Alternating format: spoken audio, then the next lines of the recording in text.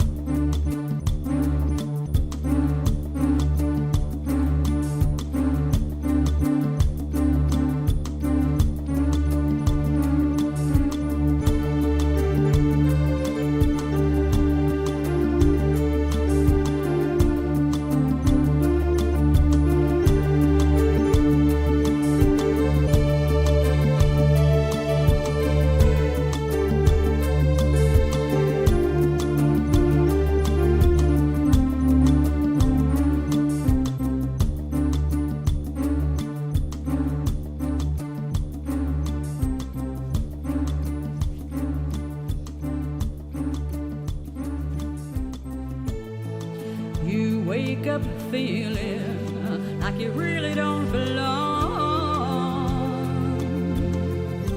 You can't explain it, but when you close your eyes you see familiarity. Are you dreaming, or on the edge of remembering?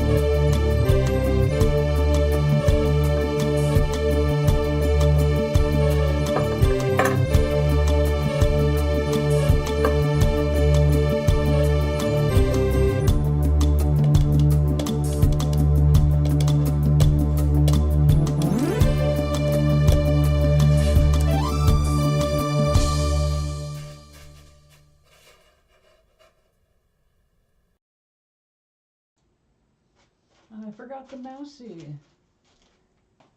Okay, the snow has come. It's very, very fluffy and white out. Big flakes. I think we're supposed to get the snow in two doses. We shall see.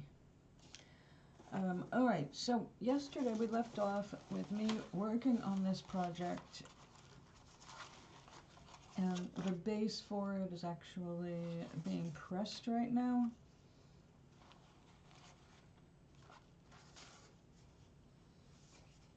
This is going to be a tablecloth. Isn't that awesome paper? Rice papers from Japan.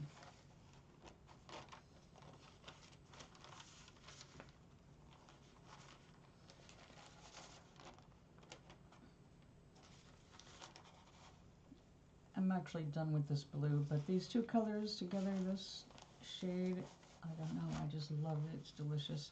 Makes me want to make myself a pendant out of it.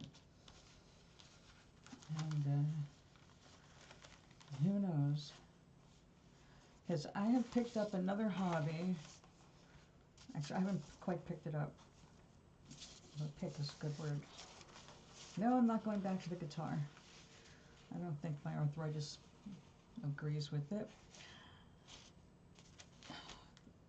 It's an old art called felting.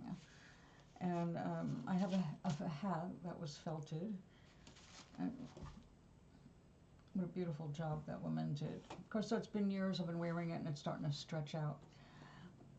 Which makes me think, maybe I should look that up. How can I reblock my felt hat without using mercury and going mad? I actually lived in a home that was previously owned by a Mad Hatter. It was a strange house. Anyway, felting, I never got to see close up until I was doing one of those little shows that one does when you make crafts and go looking for a place to sell your things. You do shows. I happen to be doing an Audubon show. And the Audubon show, I was selling soaps. I made my own soaps. And Gary, you remember my soaps. I did create some absolutely stunning soaps. I was very proud of what I did. But the time that went into making one single bar of soap meant the price. Ironically, I would have had to charge exactly what I'm paying now for other people's soap. So I should have just raised my prices, I guess. But then I got divorced, and that was the end of my soap business. Actually, I got cancer, and that was the end of the soap business. But I digress again. I was at the Audubon show, and across from a woman who was sitting there felting miniature animals. Now, we've seen them on Etsy. They've gotten very popular. More people are doing it. Matter of fact, the senior center just had a class in doing some felting, and a friend of mine attended, and she sent me a picture of a penguin they made. But you could only go so far in refining your work in a 3-hour, you just learned the skill class. So she's going to leave her project where it is. I don't think she's interested enough in that craft. But I got curious about it years ago when I did that show. So I was on the lookout all these years for when I come across felting pins, I'm going to grab me a little set. Now, the pins themselves are just really small, and I think, although you can use them, there are better ways to do felting, better needles, and handles for those little things. So I got my first box of little felting needles, and they are definitely very different from a typical needle. It has a point, but it's more triangular shape at the end, and it's got a little, well, it looks like hole actually. They're barbs because you're poking your wool, and you just keep poking it into itself until it forms felt, a mat.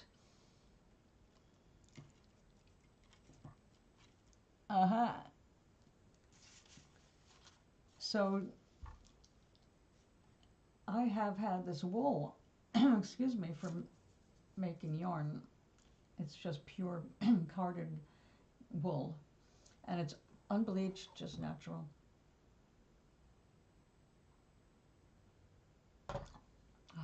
Coffee. I'm actually having coffee again today because I had a big breakfast that included potatoes. I made some fresh potatoes today.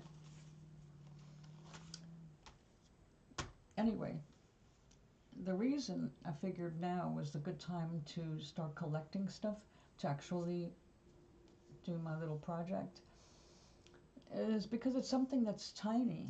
I mean, you can sit there in a very small space, depending on how fast you work and how often you want to stab yourself.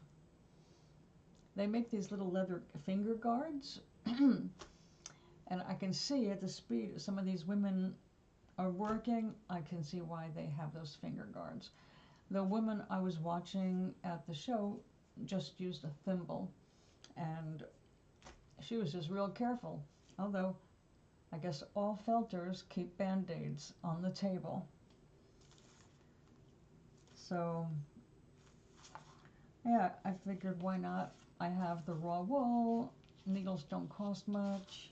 It's a cheap craft unless you make big felted things. If you're making little things, that's all I'm interested in doing, tiny things.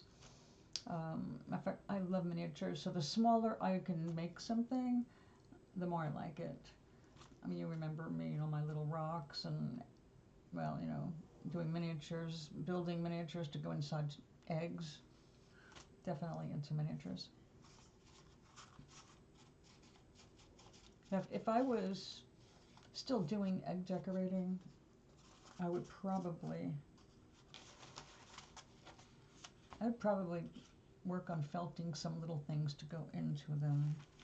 Like, I made an adorable Christmas tree. I think I had it on my desk around the holidays years and years ago with Sculpey clay, and I painted it and put beads and, gold embroidery thread became tinsel and all that. It came out cute.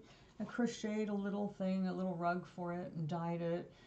After I went through all of that, I discovered at the dollhouse stores, that's where you go for your miniatures, dollhouse stores. And my miniatures were smaller than the majority of dollhouse stuff because they made stuff that was perfect if you were building a scene inside, let's say, an ostrich egg. But I was scaled down even more and making things to go into chicken eggs. So the only people that made things as small and as detailed as I wanted and needed were in Germany, and they folded about 20, 25 years ago. They were hobby railroad suppliers. They made miniatures that were so realistic. I still have two. I've got a deer and his doe. I keep them in the bedroom now because I don't want to lose them again. They're so cute. And they're just so perfect. And they were the perfect size for an eggshell.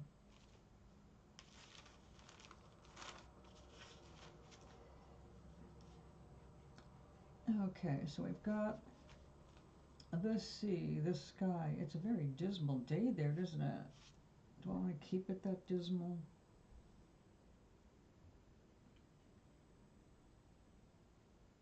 You know what? We already have gray. Maybe we need less dismal. Let me think on this a sec.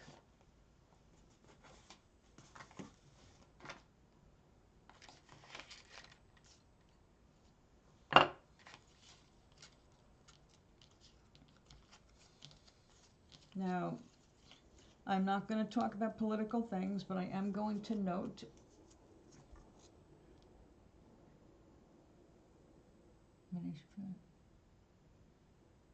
oh no. Did Aldi's have some kind of a thing going with miniature foods?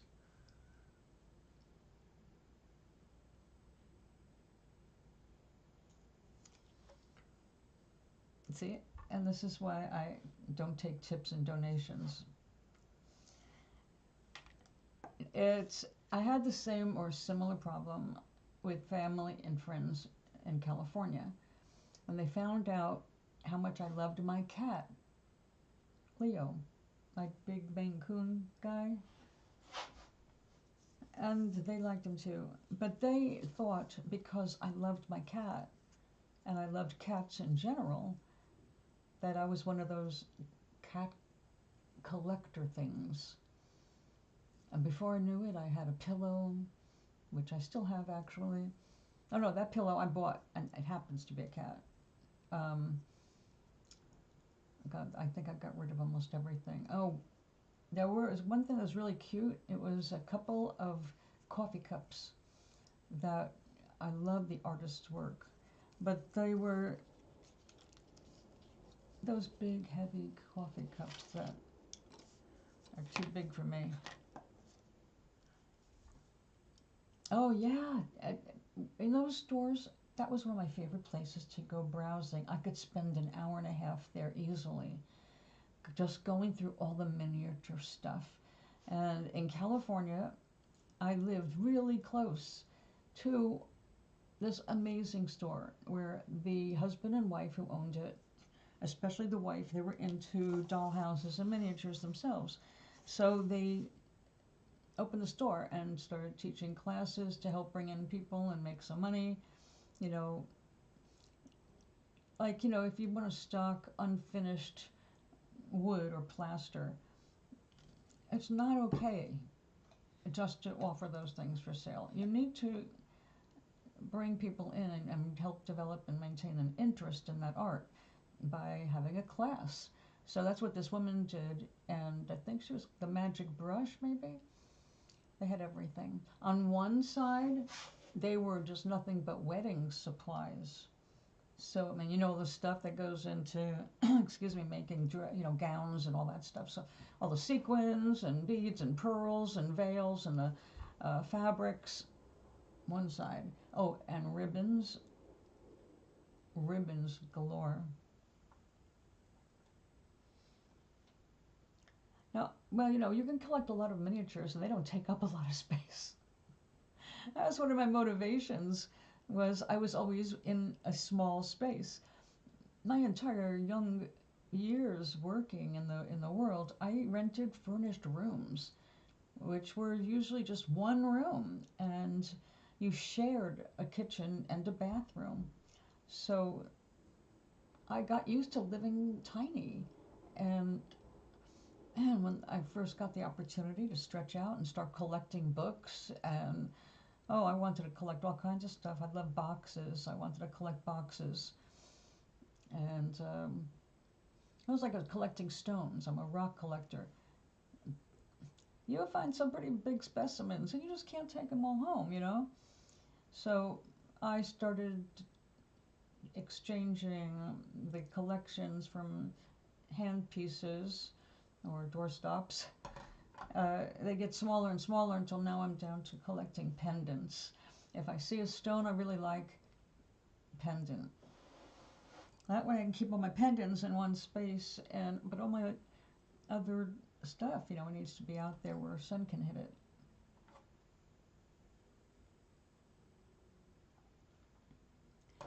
I still have some of the miniatures.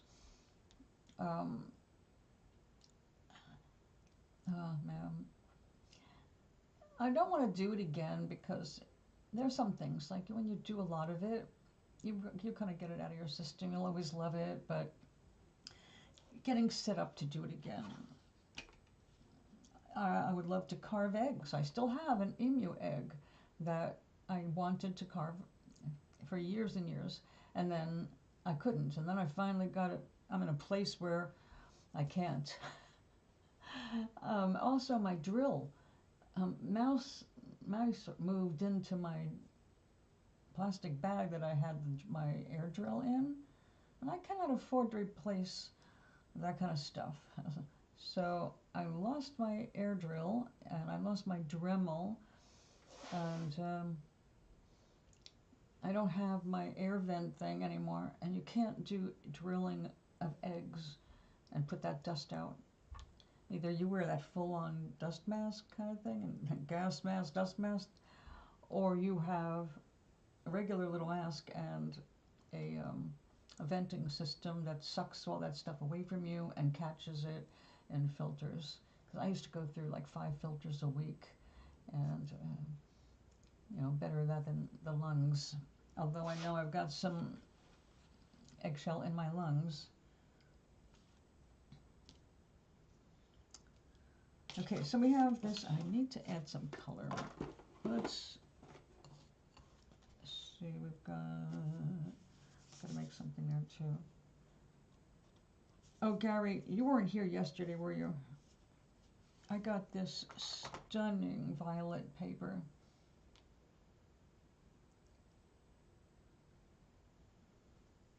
Well, I remember when you got something like 100 Ken dolls. You got like this huge order. It's like Where the hell are you going to put all those dolls?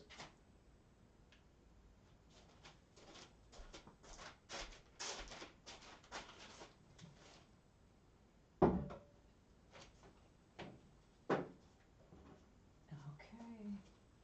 What did we do?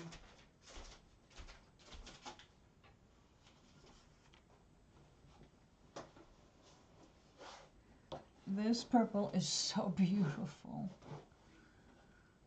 I love this purple. When I saw this, I decided I was going to do something a little outrageous and make this the background. So instead of doing a little illustration, I want it to be a scene. So this is going to have to be cut out to be a bowl.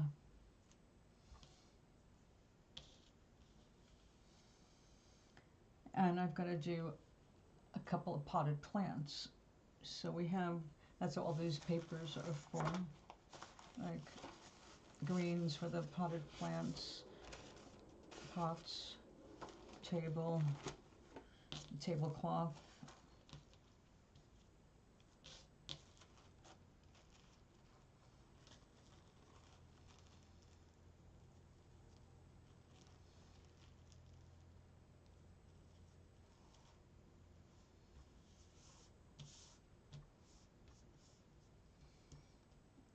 That was now I've found fully articulated. Oh yeah, you told me about that. Yeah, that's pretty impressive that they even do that. But people obviously do love their dolls. When I used to go and pick up my crystals in LA, the place was famous for all the little odds and ends they had for decorating gowns and clothes and art. I used to go there for my flatback Swarovski crystals. And people who made doll clothes just for themselves, for their own collections. I saw this one guy who was fabulous himself,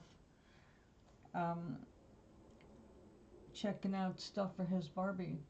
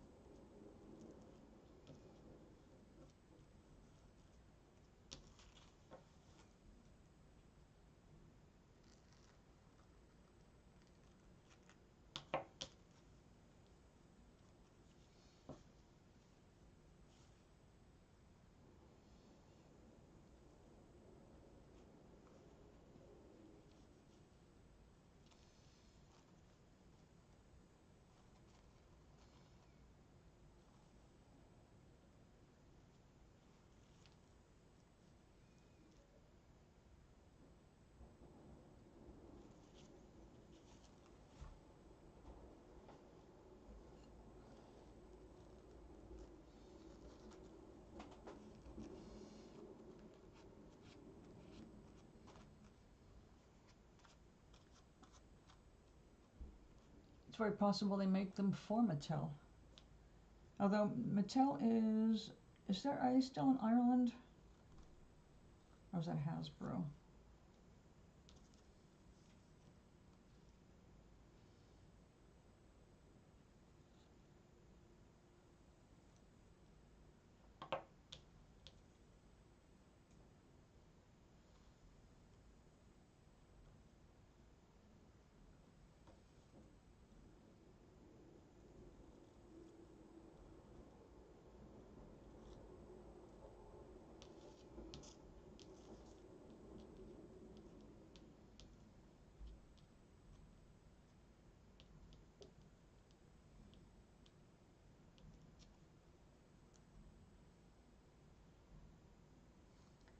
My colored pencil set,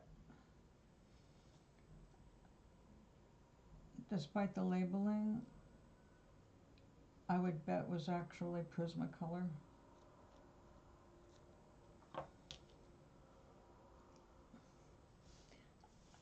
I was never really into colored pencils. Only reason I have any now is because the ladies downstairs. Now see, I can trade off the pencils with felting if I get the hang of it.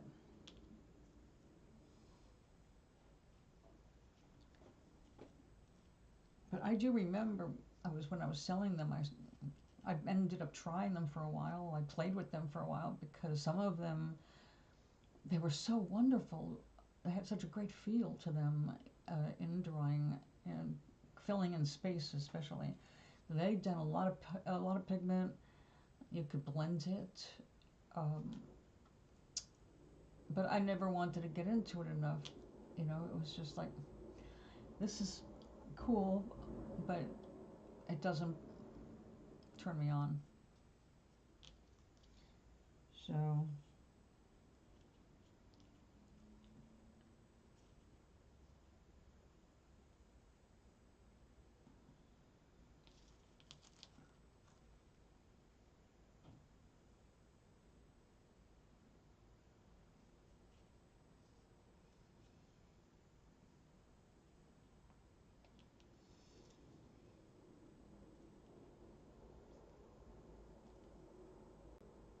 well, can't tell.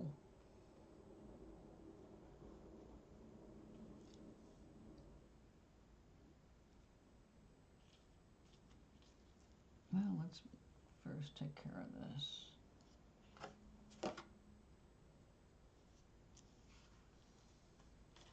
So what are you most interested in doing with those dolls?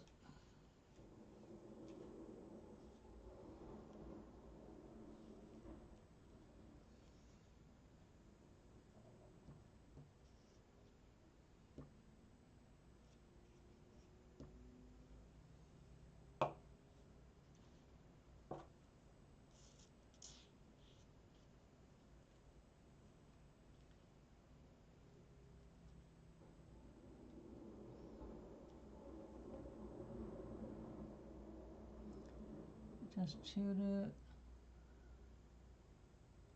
My old cat. Oh, yeah, yeah. Did she surprise herself?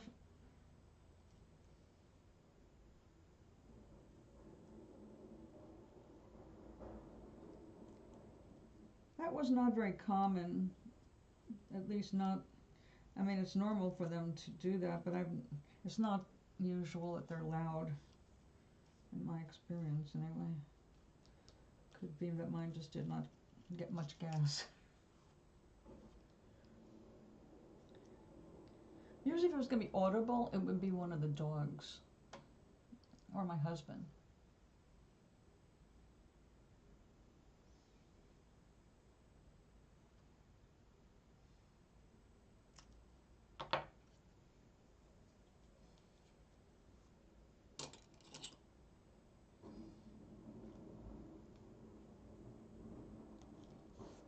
Oh no, I mean, do you have certain ways of displaying them? Do you dress them? Do you like to make sure they're all different costumes? And I wasn't suggesting that you took them out and played dolls. Not that that would bother me, you know. Each to his own. I play SimCity, and I have an island that is currently symbolizing the island that I'm working on Nomaris 3. So I go there. It's like, okay, the gazebo's here, and the path has to go this way, and these guys are coming in from over here, and these are getting dropped in from over. So I plot things with my island.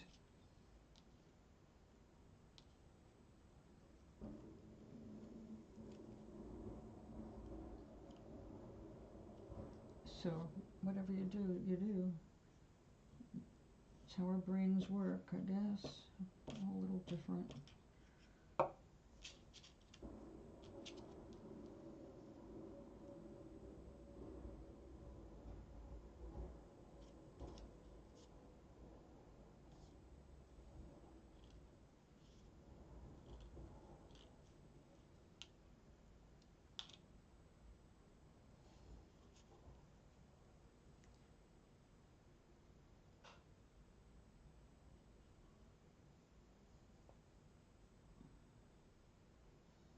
Yeah, no matter what I do, it's still going to be...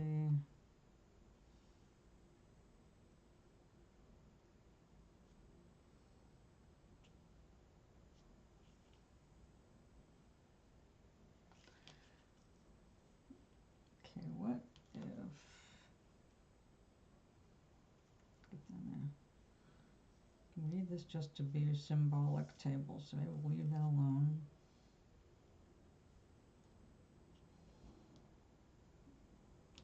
Here. Over here.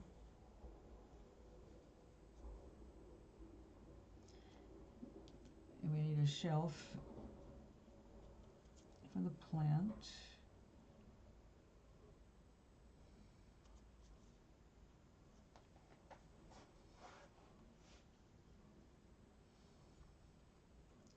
And it's going to go there, right? It's going to go there.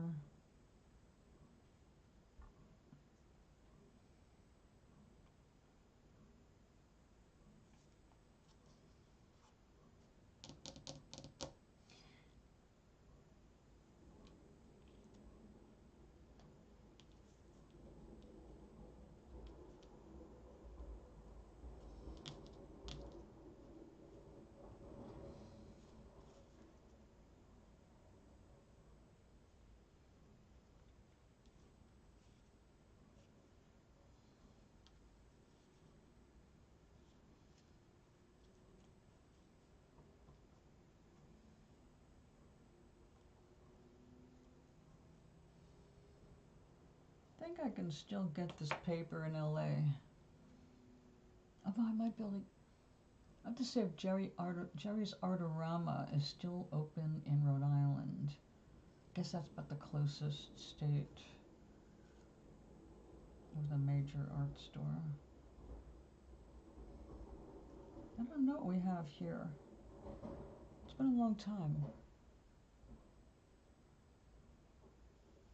It's snowing. Because right behind me it just looks plain white anyway, right?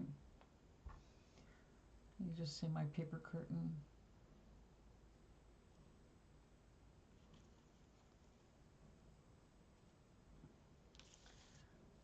All right.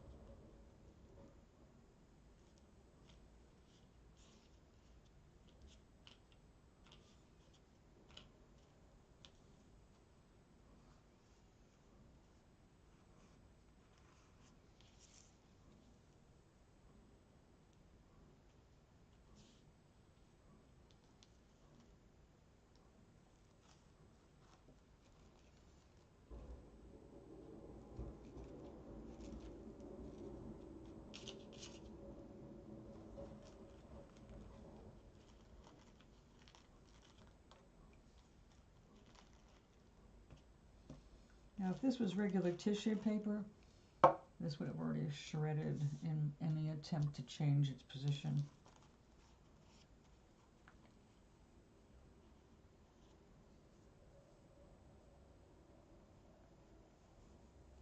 I thought it was just a couple weeks ago you did inventory and that was like all night.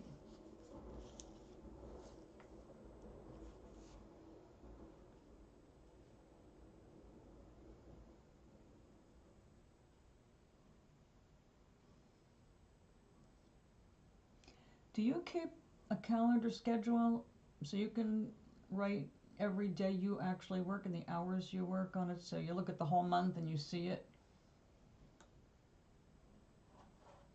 Because if you don't, you should. Helps organize the brain too to look at calendars like that.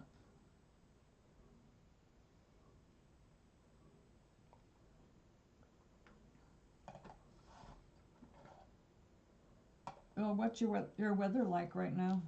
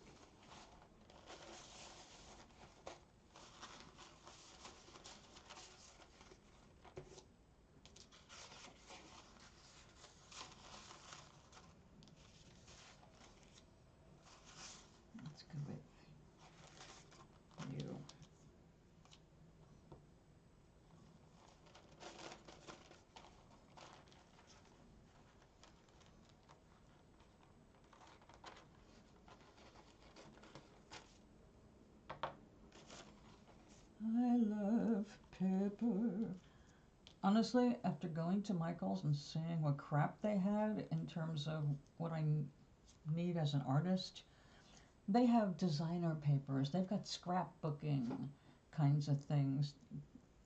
They are way more limited than they should be on actual artist supplies. Out of stock on a lot of stuff. I'm afraid that they're going to go the way of Joanne. And it's all the fault of people who think that investing is the way to nirvana. I would love to see the stock market crash, honestly.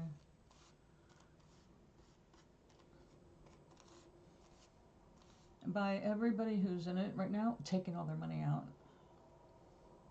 Crash it that way.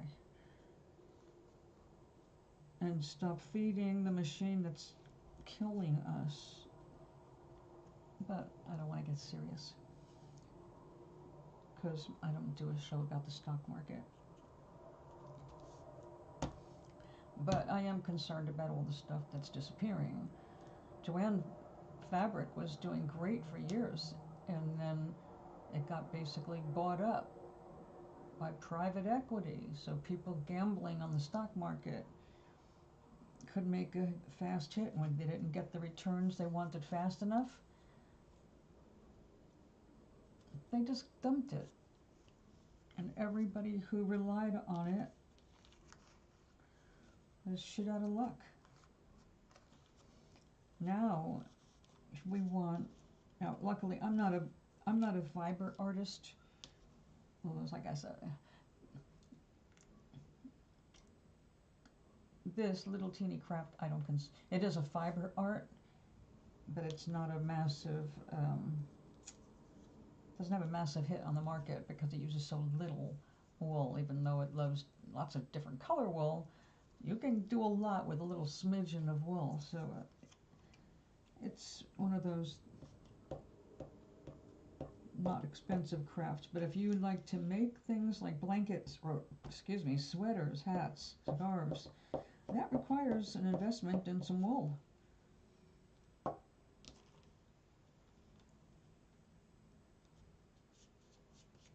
And you want something that's accessible. And right now, people around here, they're stuck with Walmart wool and some limited wools at Michael's. I don't think anybody else around here is selling it.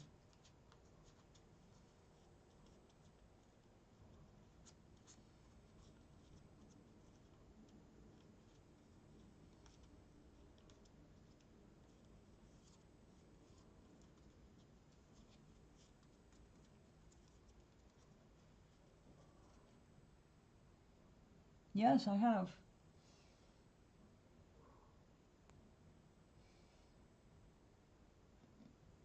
Why are you going to work in a severe storm? You think there's going to be anybody there to run to go shopping? Nobody's going to be out in the storm. Everybody's being told to stay off the streets. It's a Sunday. Most of them aren't even going to church. That's just sheer stupidity on their part. And it's agreed, because they have to have a certain percentage of return every year to show growth, or their international investors are unhappy. And that's basically what drives up the prices and what's killing our economy.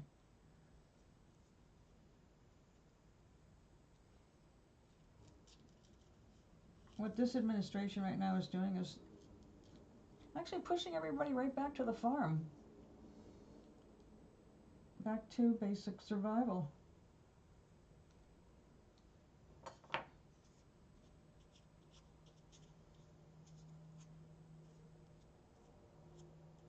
The companies have always known that if you really wanted potato chips, all you need is a potato and a pan, and you can make potato chips for a fraction of what it costs for them to do it commercially. But they know that people get used to convenience, right? I'm not going to go and make potato chips when I can go to the store and buy a whole bag already done. But now I'm looking at my real diet and I say, I hardly ever eat potato chips. I love potatoes, so I'll cook those 5 different ways. But I'm not a potato chip user. But I do occasionally like crackers, so I've learned how to make crackers. And when I made those rice crackers with the sesame on them and coconut, my God, they were so good. I overcooked them, but they tasted really good. And 1 cup of rice and a handful of seeds and a handful of coconut shredded, it made a full batch, like a whole box worth of crackers. And they were fresh, and there was zero anything in it that I did not put in there on purpose. It felt very empowering to pile them into an airtight container and go, I did that, and I don't have to go to the store today. I could munch these anytime. And they were healthy because I made them with unsweetened desiccated coconut. I shredded it in the little grinder thing. And the rice, I cooked my own jasmine rice. And then while it was all sticky, I smashed sesame seeds on top of it and then baked them on the cookie sheet. And voila. So I feel very much more empowered knowing that I can make my own stuff cheaper and better, and I am not reliant on what's on the grocery store shelves.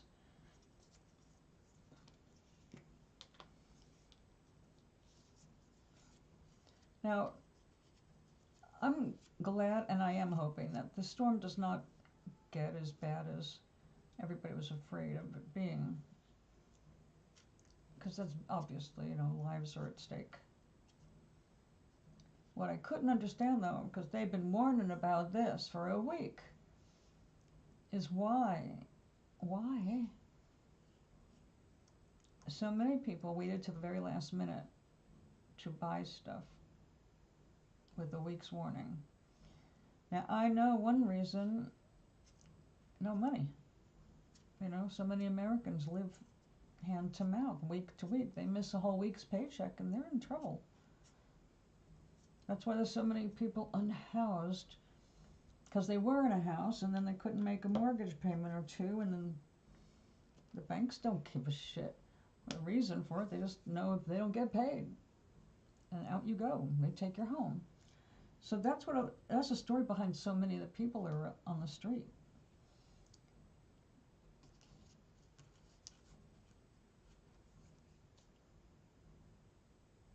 Oh, when I made the coffee cups, I made them small enough to go on like a jar like this, the lid. I would make entire scenes, like picnics or a breakfast table, out of Sculpey, and make them storage jars. And I made them as gifts for my family because it looked like white ceramic. Yep. Little breads, rolls, bacon and eggs, cups of tea, blah blah blah, but no color. I made everything look like just like I wanted to have the effect of it being ceramic. That was what I was going for, and I just built it onto the lid. We did discover over time what the drawback to that was. I made these things to be used in the kitchen. It was all about food and storing. I don't remember what I sent them, probably something I dehydrated or grew. Yeah, because when I was on the farm, everything I sent out was something that I grew or I made. So, yeah, I made decorated tops and then filled them with something. And those were my gifts. But if they sit in the kitchen where there's a lot of cooking going on, after a while, the oils from cooking in the air, they don't agree with Sculpey or acrylics, and they will get tacky, and you can't get rid of that tackiness.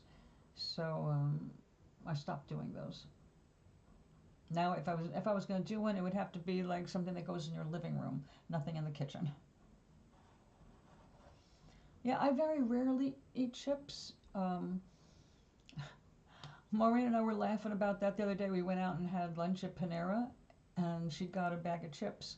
And she said, "Would you like this bag of 2 hard chips?" And I started laughing because I just opened the one from my last time at Panera. And I brought them home for, sometimes you get a craving, you never know when. So if you have it in the cabinet, it's there. It came with lunch, so not like I went out and bought it, right? But I threw them away. I opened them, they were fresh enough, but they were so hard. I ate a couple of them and went, this is not pleasant. So out they went. But I did take the bag because, again, I might get a craving someday again, and they'll be there.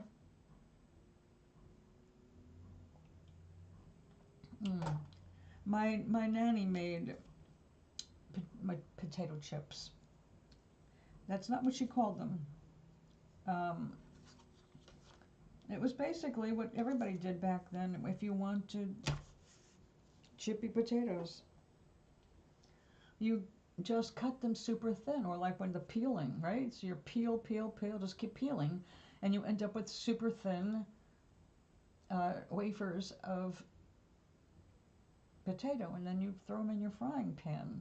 You don't have to deep fry them, because if it's just a little teeny bit of fat and with a thin little potato, it goldens up real fast. So yeah, she used to make those for us, and oh boy, I could eat those all day. Although she used a cast iron skillet and sometimes burned them, which I also don't think I minded. I like burns things now and then.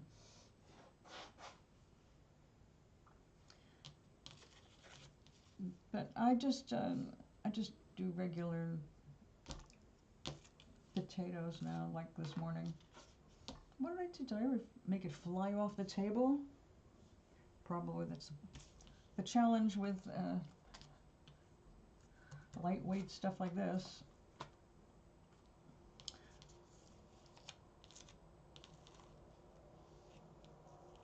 Because I don't have to make that.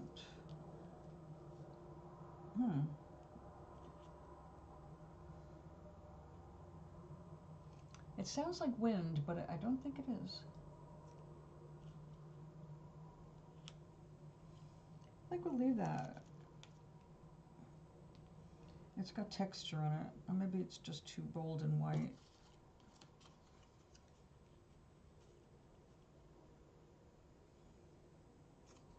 Yeah, it's going to be because we're going to have a tablecloth.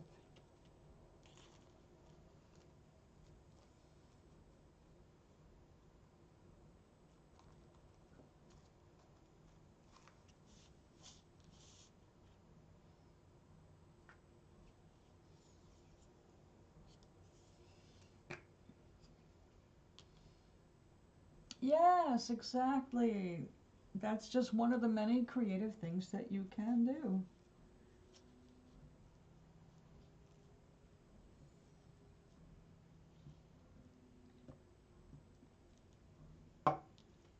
It's like the Chex mixes.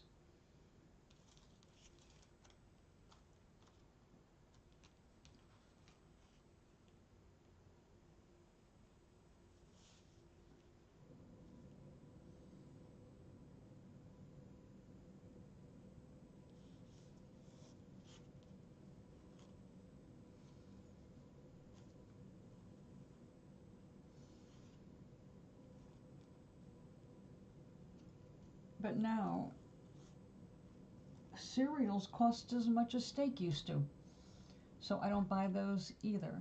However, on YouTube, right here on YouTube, you can look up how to make your own Rice Krispies and corn flakes. I recommend that people do that instead of paying an arm and a leg for stuff that, and again, you look at the ingredient list on just plain old corn flakes or plain old Rice Krispies, and nothing is plain old anymore. And there's no reason for it, except that they make it to use up industrial waste in some cases. It's basically like, we have this chemical and we've got tons of it and we've got so much of it because it's a byproduct of what we do. So what can we do with it? Who wants it? We'll sell it cheap, find a use for it. And that's what they do with so many things. That's what happened with lead. That's how we ended up with lead in gasoline. It's like, I've got this stockpile and hey, let's make some money on it. How can I use it up? And ta-da! Work with the petroleum people and put it in the gas and make some extra money.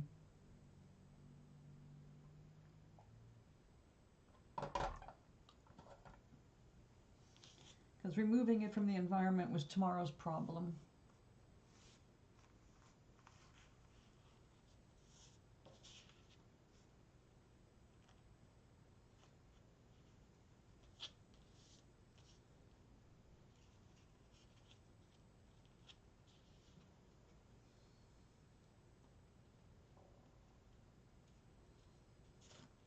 Uh-oh.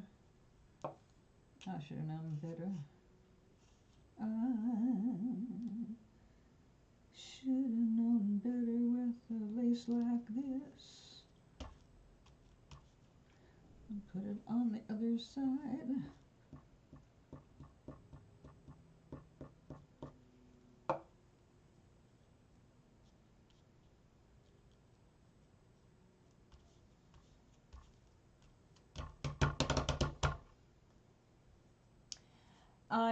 That's my favorite. If I use cereal, that is what I use. I do also like Rice Krispies, but I found that there is another brand. It's better, it's healthier, tastes better, and I just like find it much more satisfying. And it's on the same order as that. That's what they're imitating, kinda. I'm going to show it to you because it's a company I think worth supporting. It's like a community pantry thing. I thought this one grocery store was carrying it, and I went crazy trying to get it there. And it turned out, no, they had their own house brand. So I bought their house brand to see if that was it, or, you know, if labels change or something. Because I don't buy cereal that often to remember. And when I got it home and tried it, it was like, oh no, this is nothing like what I was just dealing with before. So I found it at a different grocery store. And sure enough, it's in my area. It's only available at one store.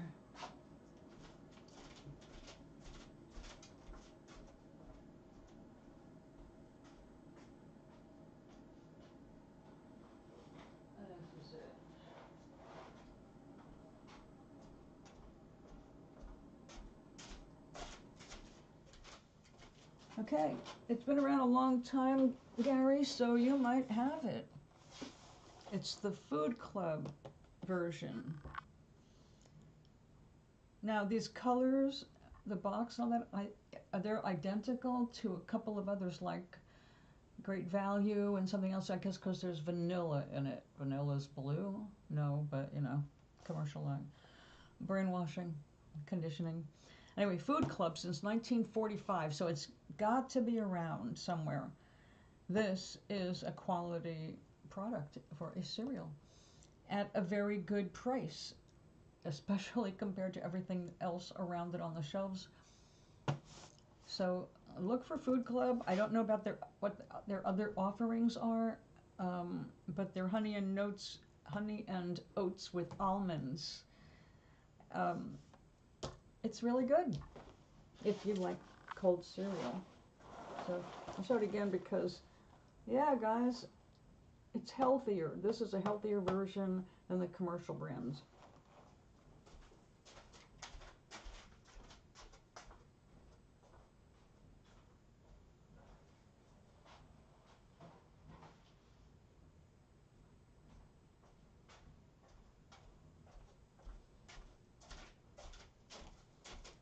I think that is the first time in my entire life that I have ever hawked a cold cereal.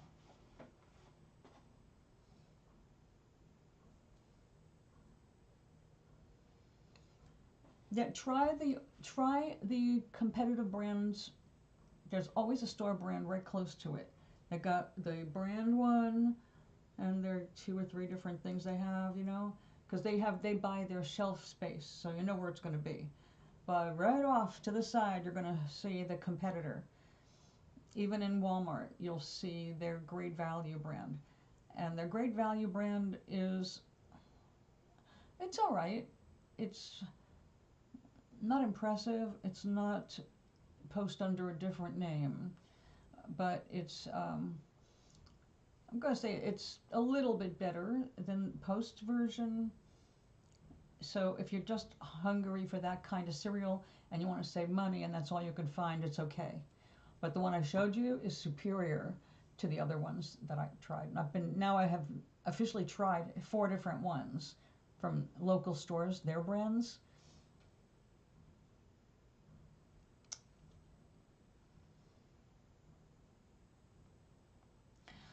Actually, there is a reason for that that has to do with your cortisol.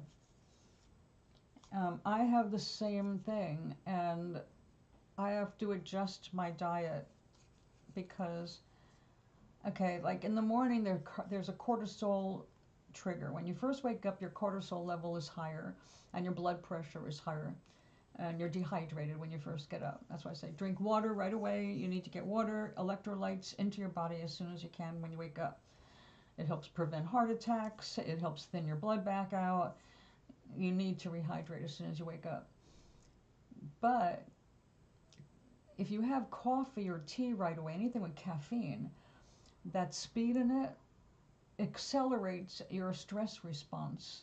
So instead of settling down like it should after you've gotten your water in you, it gets worse. And basically that's the panic button to hold on to fat and produce more cortisol. So they recommend after you have your water, you do a little forward walking. Who walks backward anyway? But do a little walking, get up, stretch. If you have sunlight available, get some sunlight in your eyes, and it triggers things in your brain. Not to store the fat, which we store fat for anxiety reasons, for panic, for emergencies. That's why fat is stored. But it's usually around our organs, which is bad, because that's what kills us. So it causes inflammation, and that causes infections and breakdowns and blah, blah, blah, blah. But the cortisol levels in the morning are always high, and if you exacerbate it by having caffeine in the first hour and a half, then you are triggering your cortisol response to basically say you're afraid, you're anxious, you're gearing up for a hard time, and it's survival time, and you're going to eat anything you eat is going to go right to where you don't want it.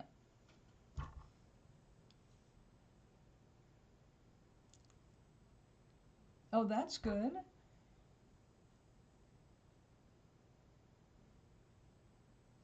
Some Great Value is okay, but some of it, the problem with them is polluted.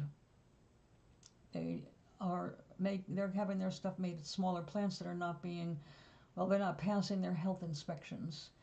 Okay, they're getting like C's, C minus, not enough to close them, and nobody's triggering investigations. So you're paying less money, but you're also getting lower grades.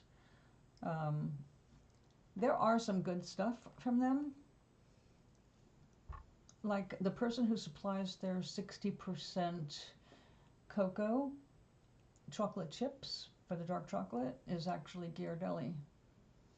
So there are some back doors where they can only get so much, so they get a deal, and they just repackage it with their label. And that's what Great Value is mostly. But they also pick up all the low-end stuff.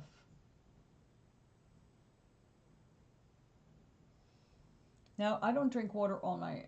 If I drink all water, it's bad enough I get up to pee twice a night. No, I drink before. I drink before, and as soon as I get up. so that my body can flush itself and relax and not be constantly about getting up and going to the bathroom. All right, let's like, I'm going to come back to those. We're going to have to cover that.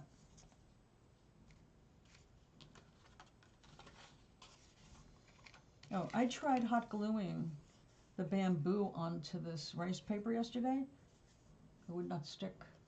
I had to actually go back, let it dry, and put acrylic medium.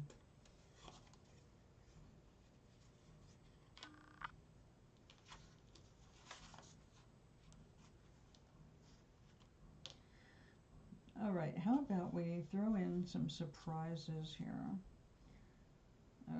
But I can't unless I block that.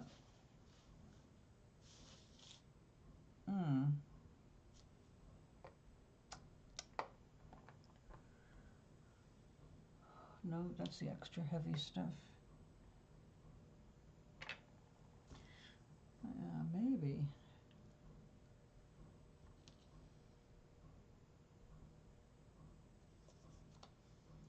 Let's try something weird. If this is not plugged up. Oh, please don't be plugged up.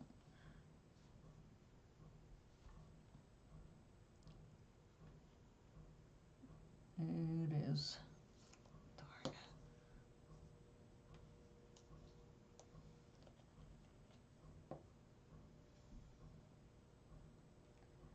I love that we have been able to do so much more research with the help of AI.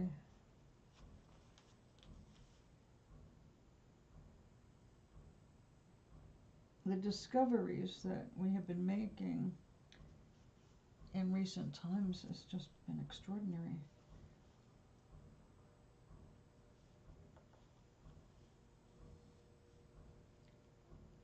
Yep, there we go. We got a plug right in there.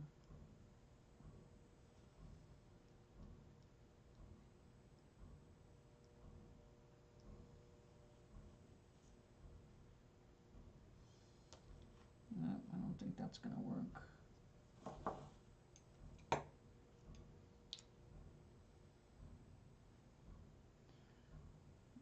So it's this top part that is jammed. Darn it.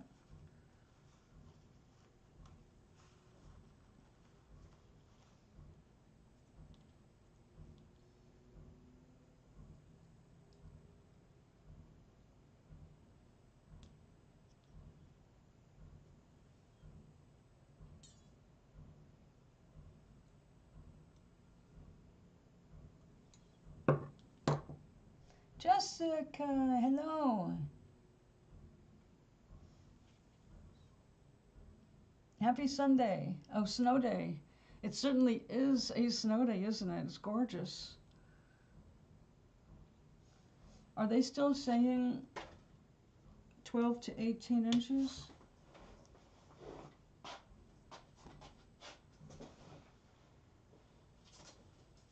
Oh, pardon my law.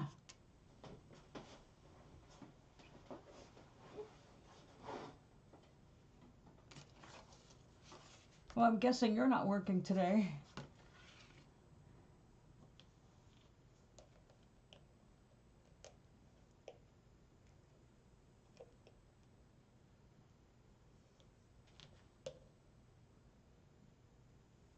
I know, I love it.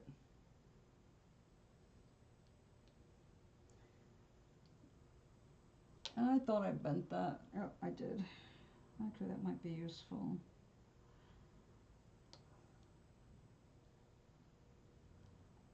Today I am looking for my crumpet recipe to make panklets, because I have a couple of neighbors who would love the hell out of that if I did it. And it's nice to have them in the freezer. Homemade English muffins, basically. But instead of using rings to make individual circles, I just make a pan, a whole big pan bread, and then turn it into 4 squared off pieces, and then freeze them, or give them away.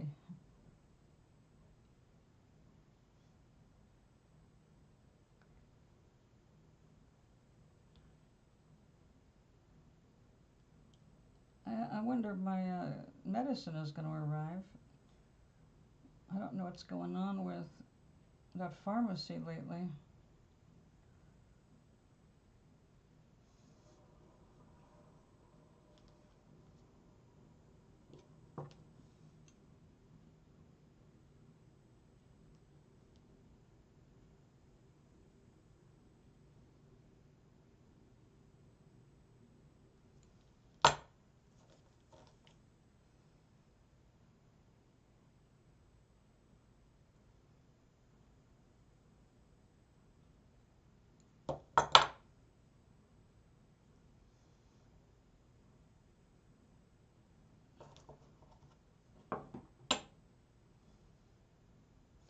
I actually have a couple of orders lined up to place, but I wasn't about to put them into the queue with this weather going on.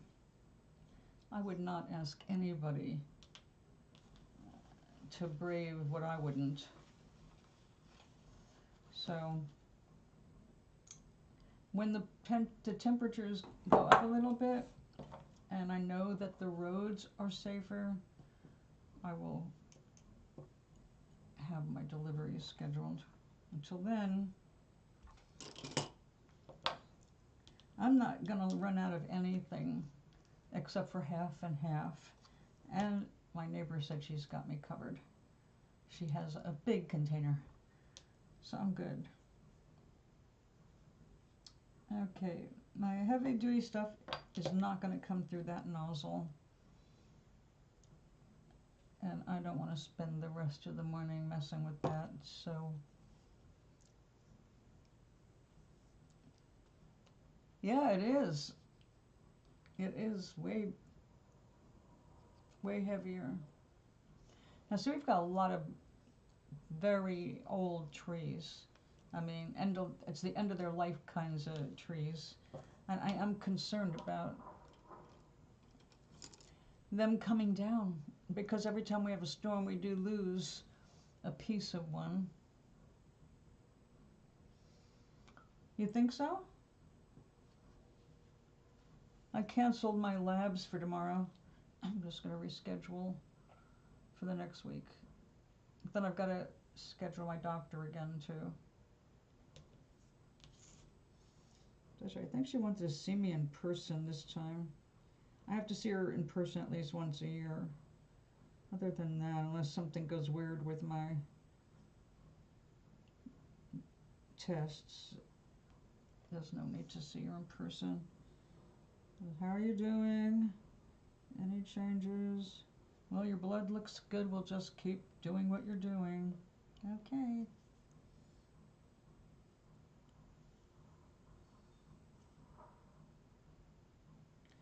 Luckily, it stays in your system for 45 days. So I don't mind missing it. I'd like to be off it.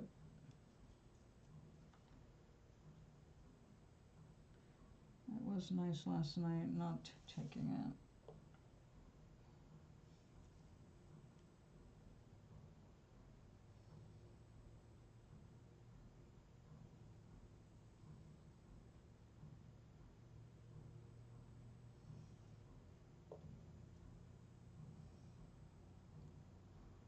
So Jess, are you doing independent driving? So you drive for more than one company? It's like if I'm getting something delivered from Walmart or ShopRite. Actually, those are the only 2 places I have deliver anymore, but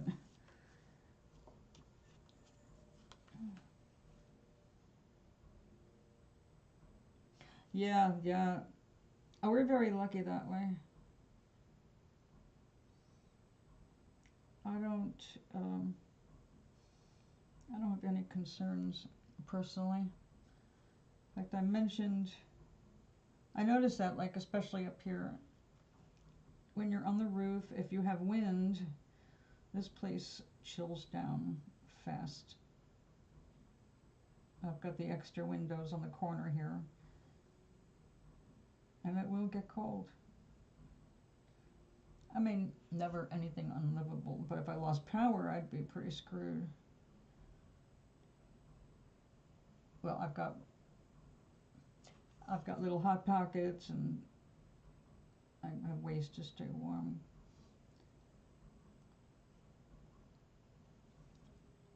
Sorry, my brain doesn't want to focus on two things today. I'm talking to you and I'm doing this. It's like,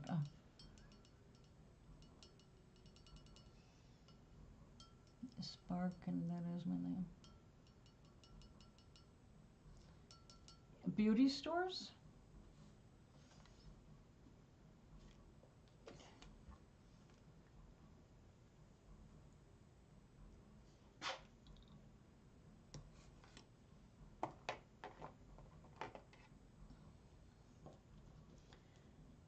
I need to get my hair done.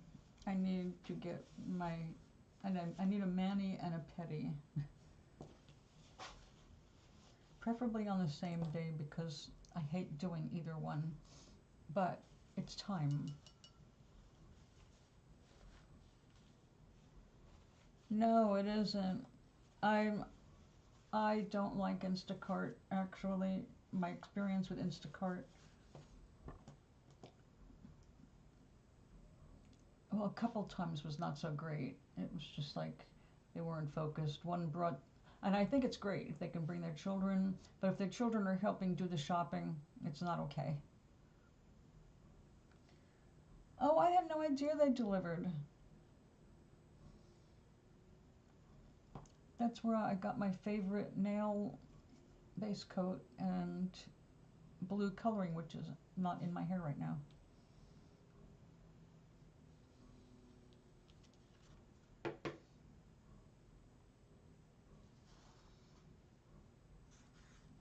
Okay, what I just put on is just a 3-dimensional acrylic.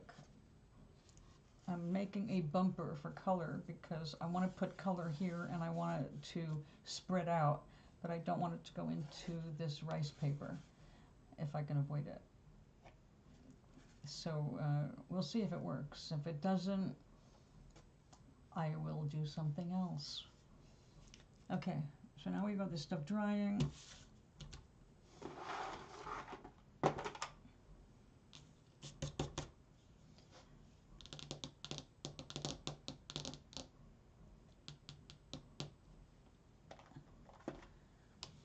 Should I throw some pink in there? There's some green, some pink. This is for Gloria. I've switched from the winter imagery to spring. We've got that one going out tomorrow, or whenever the next pickup. I need to go get my some.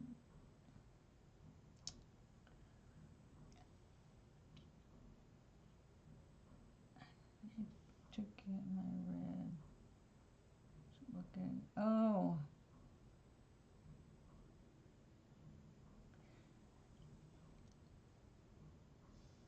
Mine is turquoise, and I like it when it's kind of washed out a bit. I like more of the pastel.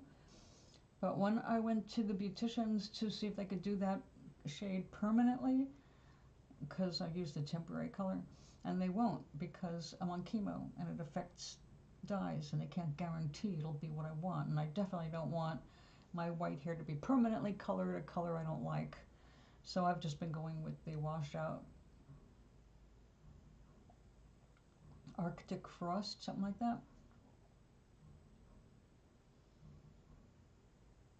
I like how it fades. But I'm trying a new shampoo bar, Kitcha, or Kitsch, or Kitsch.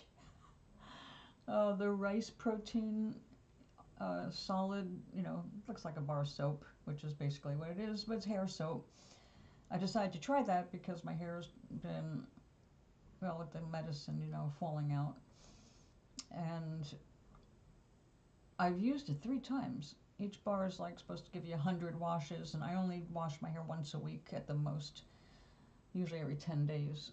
I condition it, but yesterday I'm trying to use up all my stuff, so I used up some conditioner, and it's one that turns out my hair and my scalp don't like it. My scalp itches, not constantly, but I get like more notice. I notice more going like this, even though my hair is super clean, and it's from Native.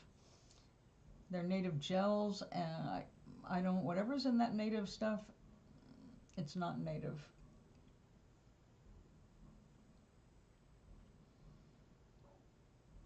Yeah, it's a nice product, right? Really dense pigment, fades nicely, doesn't stink.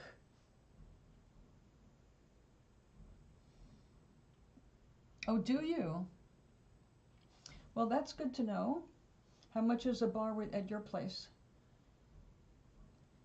I had mine shipped and overpriced, but I said if it's supposed to give you 100 washes, I've got short hair. That's at once every 10 days. That bar is going to last me all year, so it's worth it. I did not get the conditioning bar, which was the same price because I'm still trying to use up what I've got at home so I can eliminate all the plastic. And then we'll see what their conditioner bar does. It might be worth it.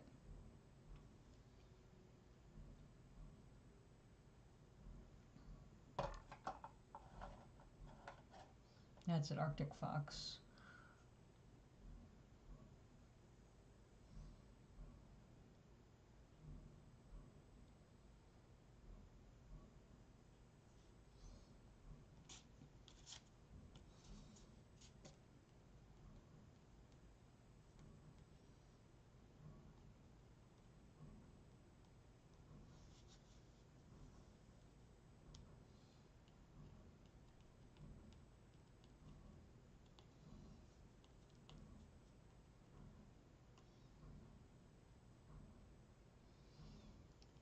Well, when I was making soap, making shampoo bars was not uncommon. I did not make them personally because I didn't use it, and I only made things that I used for myself. Um, I mean, not all the fragrances I made for other people, but my bases were all things that were compatible with me and my sensitivity. So I used detergent-free coconut oil base soap and coconut milk and goat milk. Um, I tried buttermilk and a couple of others, but then things I stuck like honey soap. It's wonderful, but honey is endangered right now. Our bees are endangered, and I felt that we should not be making soap out of this food product because it's really an essential food for some, and we just leave it alone. So I stopped making that. All my products, anything I do, my conscience guides me most of the way. So if I find out something is bad, I stop using it. But I was hesitant to do the bar.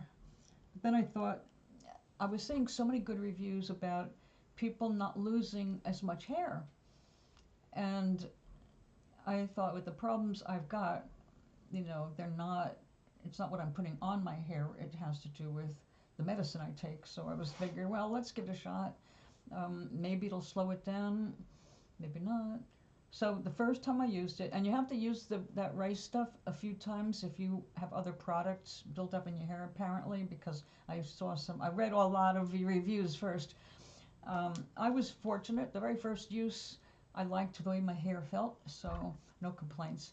But the first time I tried to use it, well, I just did like this, rubbed the bar back on my wet hair, and just made a tiny bit of lather and rinsed out because I don't like a lot of soap in my hair. But then I gave it another try, but that time I worked up just a little bit of lather in my hands, put the bar down where it can dry, and it works up with a little bit of water. It worked up a nice fine lather, And when it rinsed out, it rinsed really nicely, and I felt almost like I did not need a conditioner. But knowing how dry my hair is, I put some conditioner in. And this time I regret it, because my hair looks more fluffy and rough after using that conditioner than it did a couple days earlier when I used a thinned out Pantene sample bottle conditioner. So yeah, I'm just going through everything, and I'd like to get it down so that my bathroom does not have a whole bunch of anything other than what I'm really using at the time. I don't need backups of this and backup that. Like you try a new shampoo or conditioner and it turns out to be kind of sucky for whatever reason, but you have this whole bottle and you can't give it away because nobody wants a personal product like that, and you don't want to throw it down the drain because that's not good for the environment. And even though we do a little bit at a time, it's really not a good thing to throw into what becomes our drinking water eventually. So it's got to go in the garbage. And I'm trying to avoid all of that. So, yeah.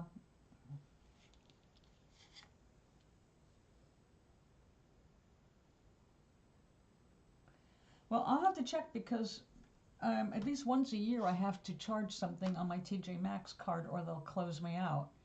And I keep that card for emergencies. So, like, matter of fact, when I got my Kohl's card, which I closed out now because they went with Capital One Bank and immediately started charging 30% interest. It's like, are you kidding me? I have been a customer for years. I've never maintained a balance that ever fell behind at all. And what? 30%? Fuck you. So I tore up my card or cut up my card. But the reason Kohl's came in handy was I needed a winter coat after the divorce.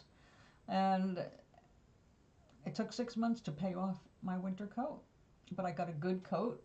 It's like the 4th, 5th, 6th year or something now, and it still looks like new. So, good investment.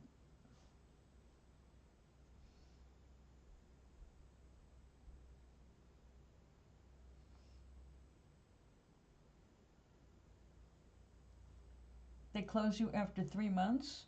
I get something in the mail once a year telling me I need to make a purchase, and then they give me some kind of a 10% off incentive to make a purchase, and that's when I come in and buy something and pay for it at the same time.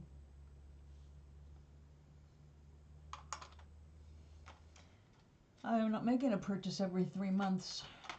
I don't have a need for anything at TJ Maxx that often.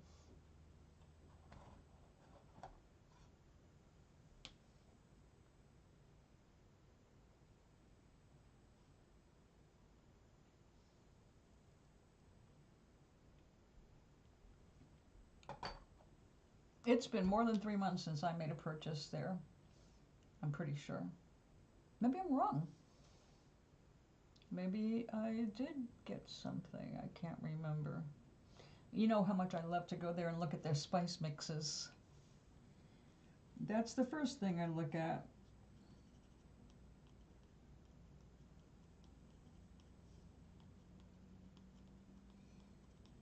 In fact, one of the things I got there, I just gave away to somebody else in the building.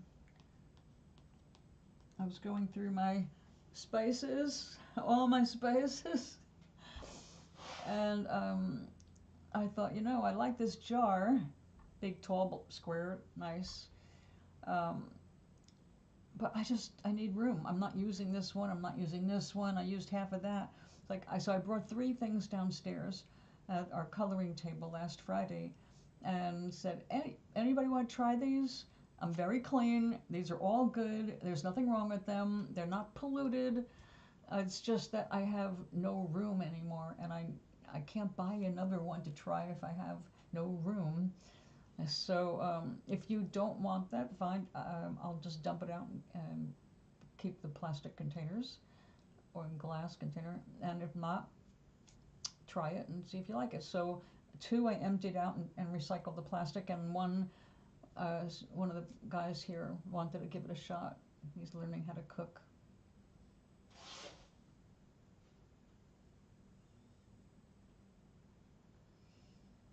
Oh my goodness.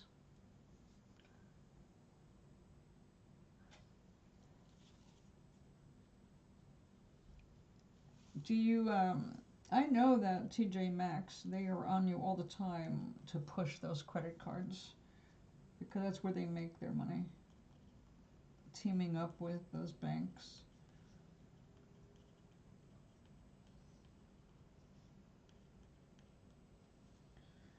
I really wish there was a better place for you to work.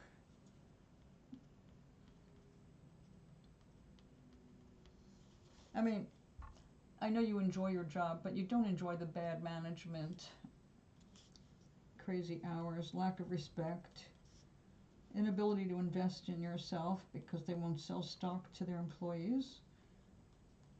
Not that I'm recommending anybody buy stock right now.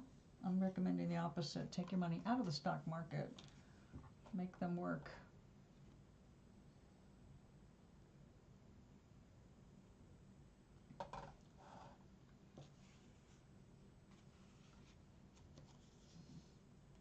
So anyway, this morning I was thinking, where the hell does anybody get their hair cut anymore? I've seen a couple of these little places. I went to a woman, well, last time I got my hair cut was when I moved up here, so last time I got my hair cut was in 2022. It's time.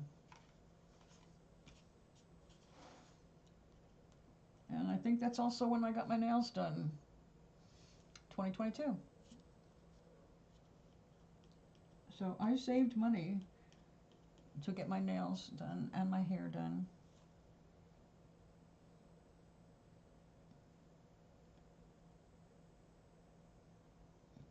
I know, Gary, and that's not good. That's not what encourages people to do a better job. I was chatting with the management here. We've been going through a lot of people. Yeah, my sister used to do my hair. I'd wait until I visited New York just so I could have her trim it because I didn't trust anybody. Oh, I've been keeping it out of my eyes. Believe me, this would be down here by now. So yeah, I do keep it from poking me in the eye, but then I'm the kind of person that does this. I make a ponytail and I go snip because, well, I know better, but I don't do it anyway. I should know better than to do it. It's not the smartest way to cut your hair. Nevertheless. Okay, yeah, 2022 for me. I went to the salon over by Stop and Shop in the plaza across from there. There used to be a Quest lab, and I had to go there for blood. So next door was a beautician place, but it was during COVID, and we must have just been coming out of lockdowns. Either just going out or just going in. I don't remember now. Because I moved up here from York, and everything was very, jumbled in my brain at that point. So it was a regular beauty salon, and the woman was excellent. She cut my hair exactly as I wanted it, and considering how my hair is, it was a really, really good job. And I've noticed that the women in my building have been going to a different place, and they all look the same. Their haircuts are basically just flat in the bottom. One of our neighbors, my friends, she just got her hair cut, and she looks like the Sherman Williams little Dutch boy. I mean, she doesn't, but her hair does. They're all kind of the same. Like, okay, we got one one hairdo for white women. It was strange. So I don't want to go where they're going.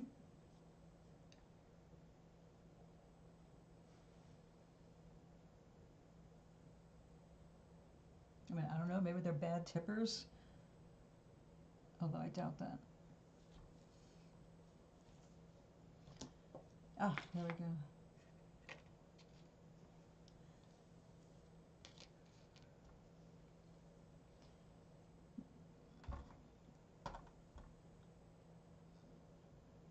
I have had some strange hairdos over my lifetime, and probably you too, because you know all those, the old looks. I was one of those people that had the big hair, but big hair like Cher hair, because I was a singer. Long hair, and I'd get a perm just to put some body into it. But then the last time, this woman was great with me. I loved what she did. She was the only one I trusted, but then she overlooked me while we had perm solution in my hair, and she burned me. And the only option I had after that was to cut it all off. So after that, I became super. I had just gotten over my shyness with beauticians who mess around, and then she brought me right back to never again. So I did give up perms completely, but it's just hard to trust people with your hair. It takes so long for it to come back into being something you like. Yes, yes, yes, yes.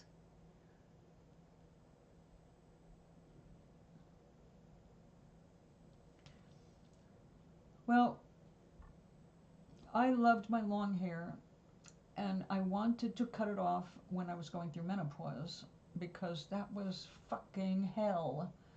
14 major hot flashes a day, and that was being conservative. I was constantly, I couldn't get close to my husband because if I touched him in his warmth, I would just like explode in water. It was just a nightmare for years. So yeah, that was a miserable time, and I wanted to cut my hair. But my husband was the women with short hair are ugly kind of a person, and he was rather explosive about his likes and dislikes. So to avoid problems with him, I did not cut my hair, and that led to other things that happened, not with him actually, but I had a spiritual thing happen because of that. But anyway, I just would not cut my hair because of that, and now I love my hair actually when it's too little spiky corn husks things out the top of my head. Like, they're not ears, they're not horns, they're like carrot tops. Two explosions. It was an accidental invention hairstyle when I was in the hospital in York, because my hair had been cut by a barber and she did a great job. But when I went to get it out of my way in the hospital, it would not go into one ponytail, so I was able to get a hold of two little scrunchy things, and I made two just to get all my hair up. And it turned out looking adorable. And only reason I say is because people in the hallway going by my hospital room were stopping and coming back and going, "Oh, you look so cute. Oh, that's adorable." It's like, I guess I have a look. All right. So I went with that. But then it grew out and became more like ponytails or big, gigantic, floppy dog ears. No, it's not the look. So I don't mind keeping it shorter if I can do something that's me like that. My two wild hair things.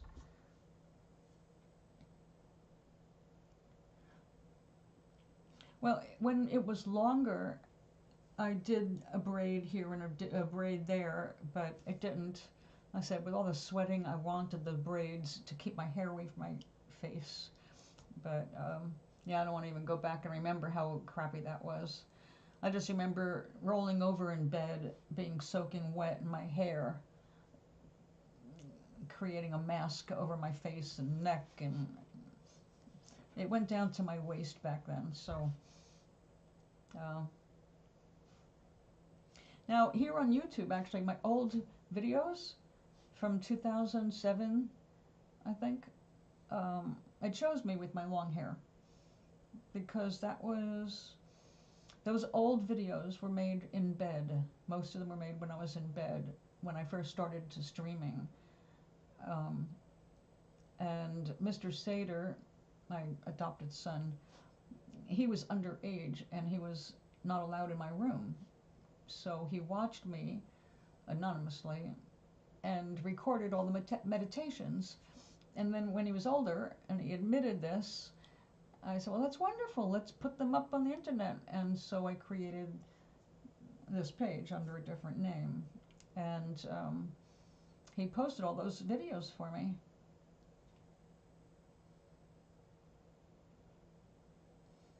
Hate getting hit at night. Oh, hot at night, right. Oh, I know. That's a side effect of my disease. So I don't like that either.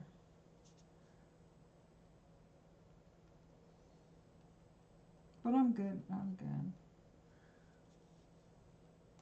It's not my disease, it's my body's disease. So we're back to flowers and springy things, and I'll probably do more birds. But it's not, you know, I've been doing these now for, March will make 2 years that I've been doing these for her. No, I'm sorry. May will be 2 years of doing paintings for her. And as long as she's alive, I will continue to do them. But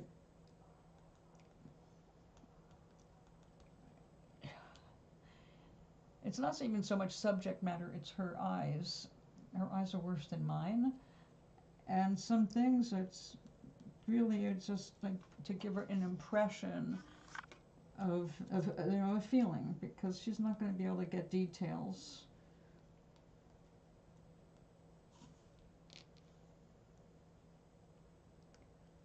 Can't wait for spring. I can. Time is moving fast enough for me. I love spring. Spring and fall are my favorites. I like the temperate times, but I also love seeing the world birthing itself again, waking up.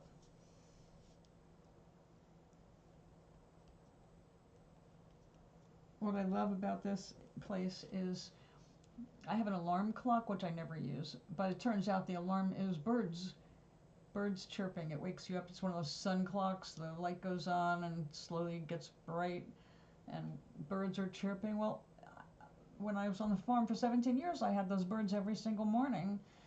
And then one morning, I accidentally set that alarm, and it went off, and I'm laying in bed and listening to the birds and going, oh, I didn't realize we had so many birds here. This is wonderful. And then I realized that, wait a second, those are the same birds. Over and over. Alarm! It was a strange way to wake up. But they're obviously recordings of real birds, because I recognized it.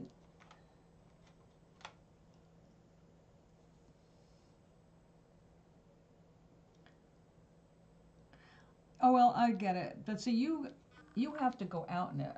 If I had to go out in it, yeah, I'd be cussing this right now. Well, no, I never would. I love the snow. But, yeah. Oh, it's piling up. There's some big blobs on my screen, and it's piling up against the windowsills. I haven't seen that in years.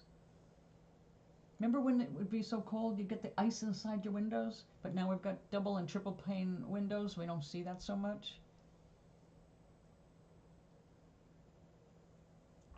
Oh, it's just gorgeous.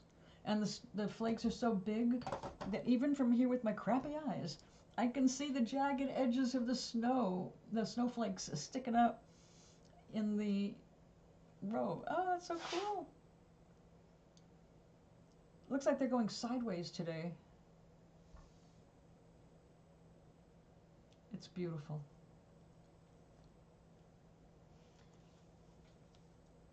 But if I was in your position, I would not be relishing this so much.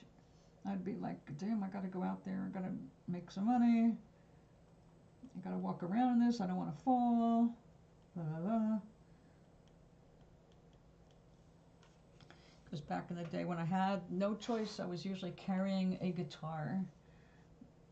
And, you know, definitely don't want to fall with a guitar.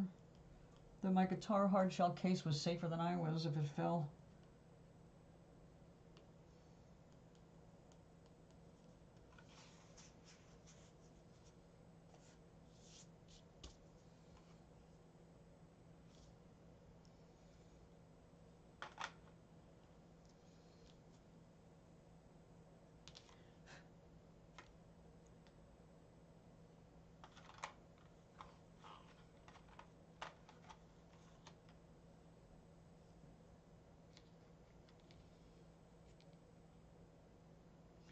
I know when I started hearing we could get 12 inches to even 18 inches, I was like, oh, if I was younger, I'd be out there just touching that snow. Just because it feels so, it's just so enlivening, you know?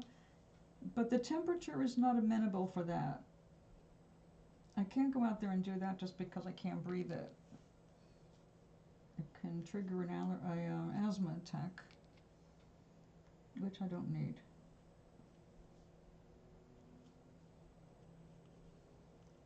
But yeah, I look at that and want to.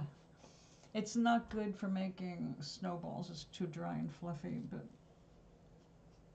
what fun to be out there and sticking your tongue out and catching snowflakes. It's more fun if you have a dog, though, who loves the snow. And my dog's discovered snow. Oh, I have a video, a short video of my baby Sanka. We moved up from North Carolina to Rhode Island, and he got to play in snow for the first time. And oh gosh, in Rhode Island, yeah, it was like a decade ago. Well, more than a decade ago. So 2009, because while we were in Rhode Island, we experienced a hurricane, or 2 hurricanes. We had our basement flooded, I think 4 times, 3 by nature, 1 by our neighbor having a burst pipe, all in the same duplex. Yeah, got to see a lot of action in the 6 years we were in Rhode Island. But that dog, my Senka, he just rejoiced in that snow. He couldn't get enough of that. I was so thrilled to have him do that. His predecessor, Biscuit, the one I've got a picture of behind me, Biscuit experienced our one big snow in North Carolina while we were there. We got 6 inches of snow to Asheville's 26. It pays to be in the foothills. Not anymore, but it did back then.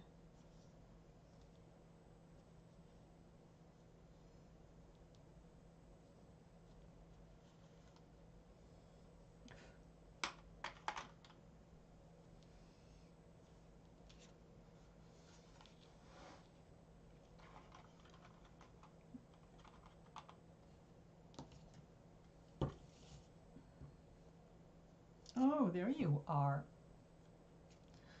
Table leg or plant shelf.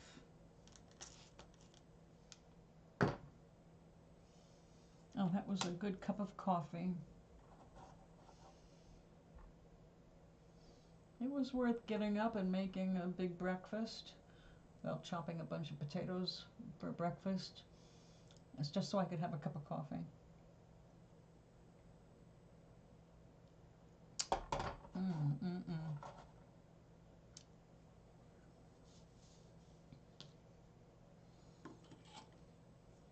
Jessica, you said you have a dog? I know some dogs are not crazy about weather. I had an English Bull Terrier female, did not like to get slush between her toes. She didn't mind the snow if she just put her feet on it and kept walking, but if anything got between the toes, she stopped and the paw went up like she got bit. And she would not move until you removed the slush from between her toes. You know what that was like in Yonkers, New York in winter? Everything's slush. So we had some difficult days going pee-pee. One day she was so fastidious that she stepped in it and she tried to lift two legs at the same time and fell over into the snow. She was hilarious. Midge. She was the one that loved perfume and getting her nails painted with nail polish. I never saw a dog so into that.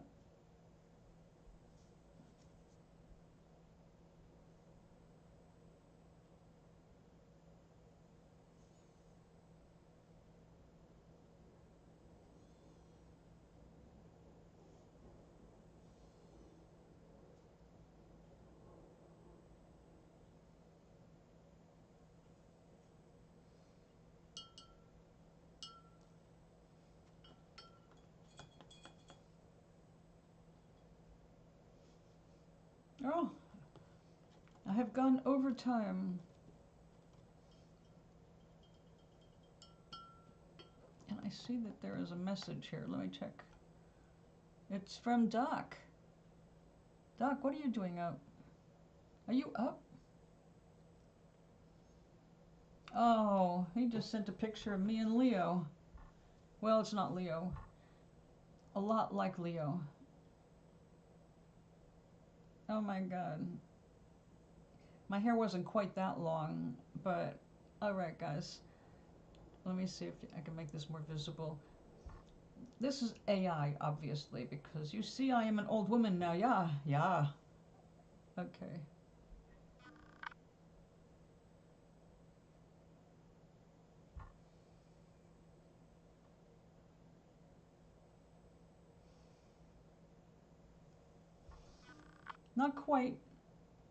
Not quite Leo, but close.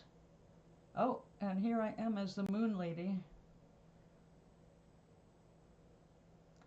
Oh. Maui.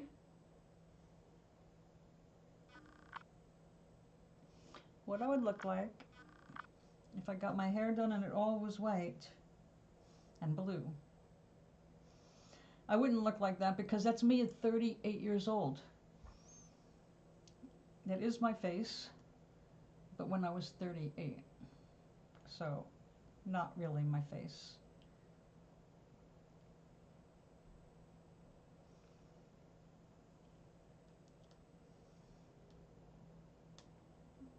Come on, close up.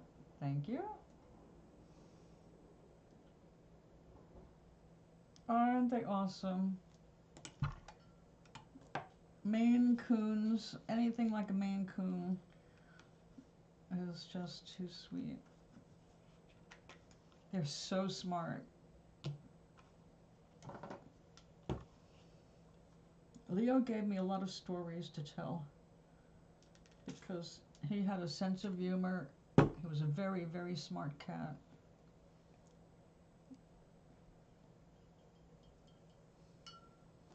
I'd say that running close to his intelligence was Tinker. Tinker did not make it as long as Leo because he was smart, but he was also a smart ass. And when we got into the country, he did not understand things because he was a city cat.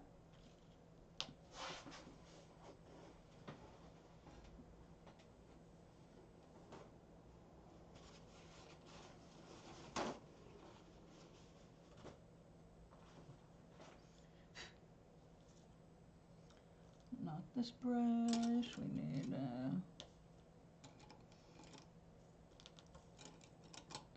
dot, dot, dot. I need a dot. A dotty. No. Oh, come on. It's a double aught.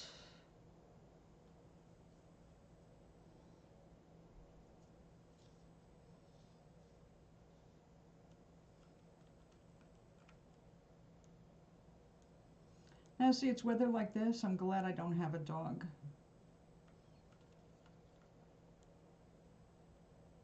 Because they need to go out.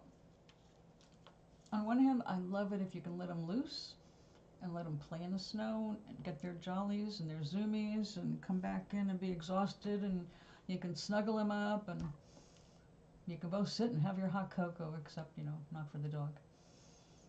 But up here on the 6th floor, and we can't let dogs off the leashes, it would just be torture.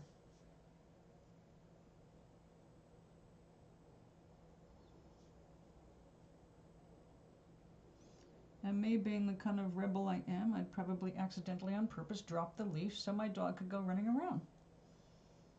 Until somebody yelled. And it's like, oops, it got away from me. It was so slippery.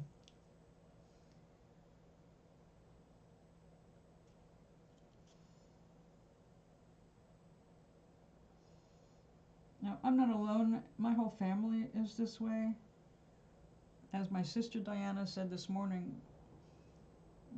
she's a serial hugger when she sees dogs.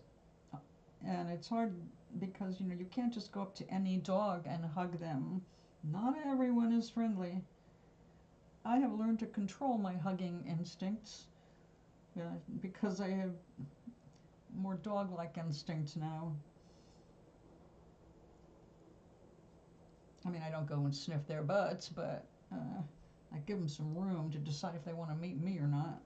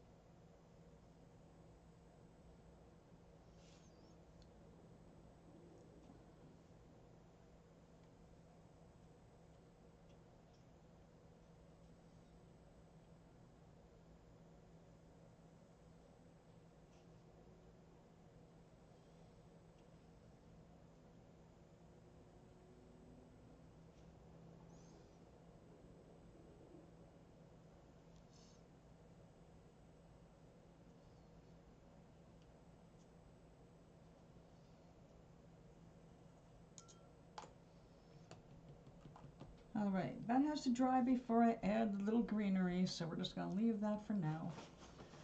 Okay, so it is Sunday. It is snowing. It's lovely for indoor activities. So I'm going to go look up my recipe for making panglets, aka crumpets in pan size, and see if I can go ahead and get some of those going this afternoon. I will probably have to take pictures because I can't do a live stream until we figure out what's wrong with the discussions between the phone and YouTube. So we're stuck with here, and I can't cook here. So, but thank you all for being here and hanging out with me today. Wait, Gary sent a photo. Ah, Gary.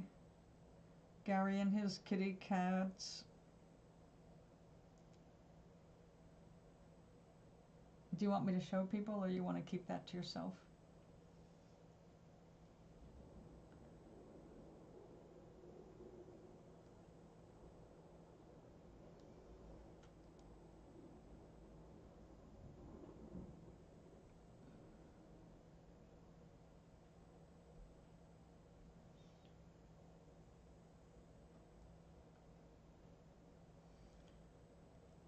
Well, Jessica, I hope that everything works out for your traveling tomorrow if you have to go out.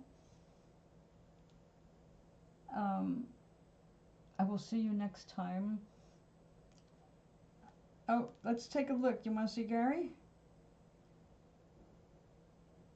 Gary sent a picture. of him and his cats, and they're all adorable. There's Mr. Gary and his kitties. Oh, sleepy baby. See, Doc should be here.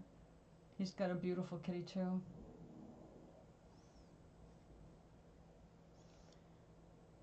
She looks cozy.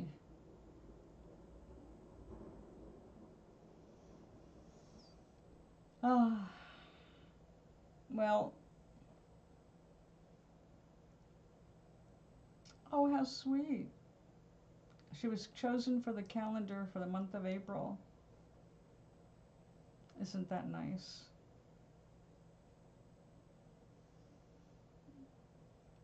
By whom? Was she a rescue? Or something like that?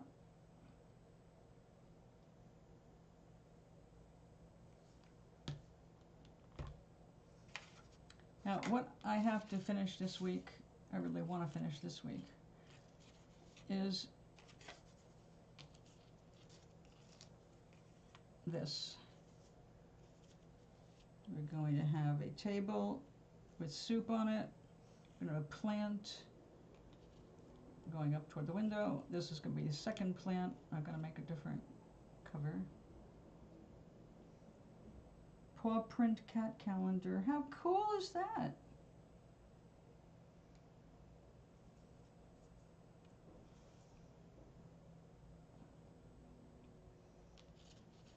That's so sweet. The paw print. Meet the cutest cats.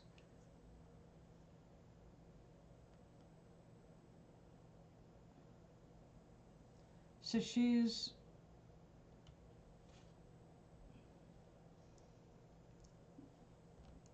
April.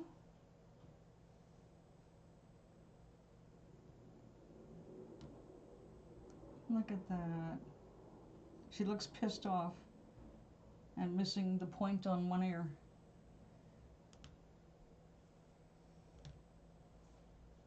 Well, that's sweet. That's very sweet. So people can put their pets up for calendars. People can vote on their images, probably.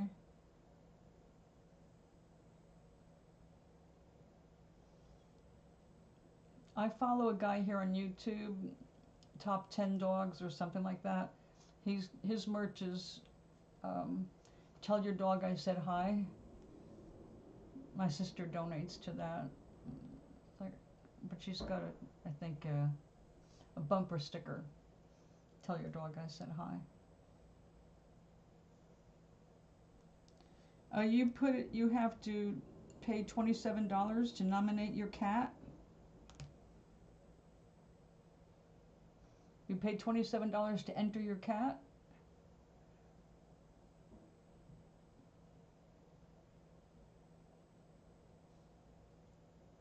I was going to say, for $27 you can do your own, like I did Toblerina.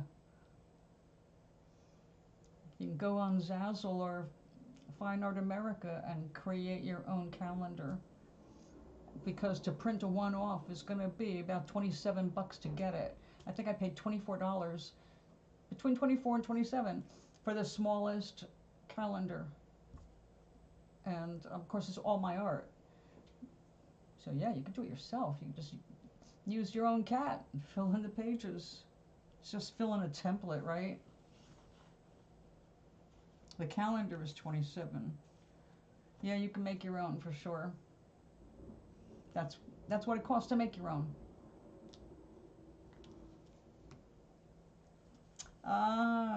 Okay, that's different. If they're raising money for a shelter, things like that, fostering, it's a good cause. But if you just wanted to make a calendar, it's about that much money because that's what it costs to print one. So cool. Paw print calendar. The paw print store. Yeah. Oh, they're donating. That's wonderful. Those are some cats there. Adorable. You know I love them. Oh, the one with the two cats, one on top of the other, asleep. I like that one. For September. That's a good one for September. It's time to start cuddling up in September, right? Well, that's really cute.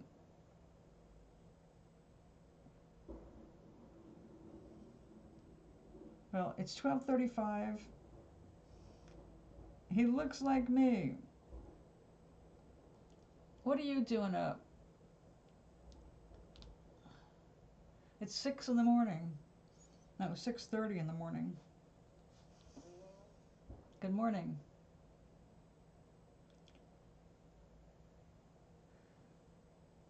The cat looks like you?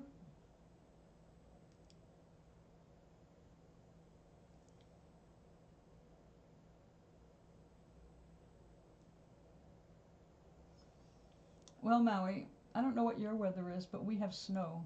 It's supposed to snow nonstop through the night, I believe.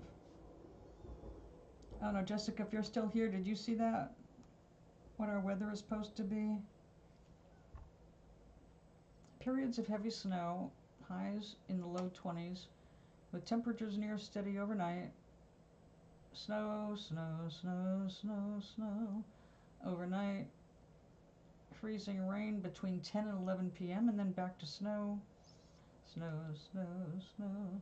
Then clouds and then snow, snow, snow. So it's going to be, obviously the storm is moving and there'll be little places where we're not getting a great deal or any precipitation, and precipitation's going to come back. Oh, that's what a storm is. Okie dokie.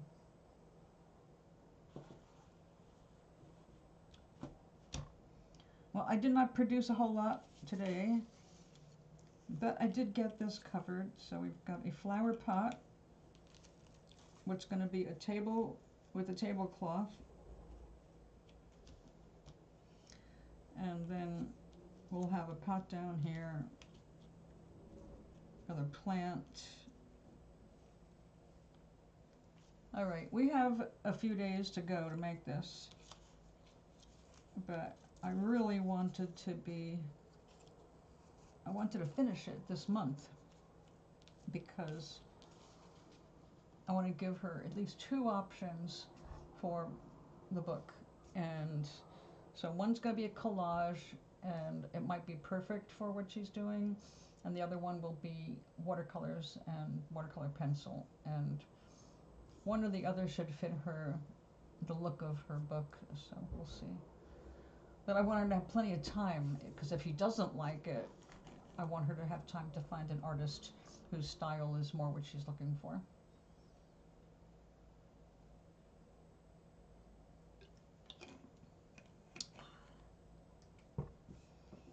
My health keeps getting better. That's what it's supposed to do.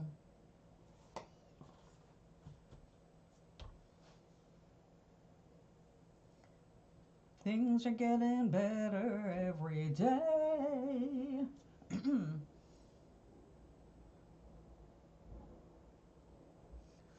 So I'm gonna go. I want to cook today, or bake today. I want to make some panklets today, and I've got to go get the recipe. Excuse me, because I misplaced it again. Fortunately, it's in YouTube, and I can look it up. I have to go to the grocery store to get more food. Well, that's a good thing.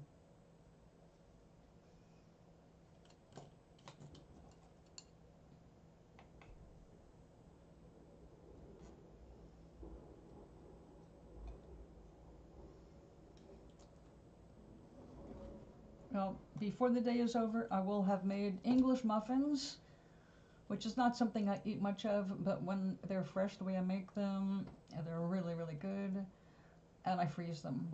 And then if I need one You just, slice it in half, put some butter on it, and toast it. Air fryer or frying pan, and it's way better than what you get in the store. Also, I know exactly what's in it, and there are no preservatives. So, yeah, I like what I make. I don't do it a lot. Like I said, you do one batch, and you've got, I think one recipe gives me 2 or 3 full-size panklets. So, uh-oh. It sounded kind of like a tree falling, but there's no reason for that.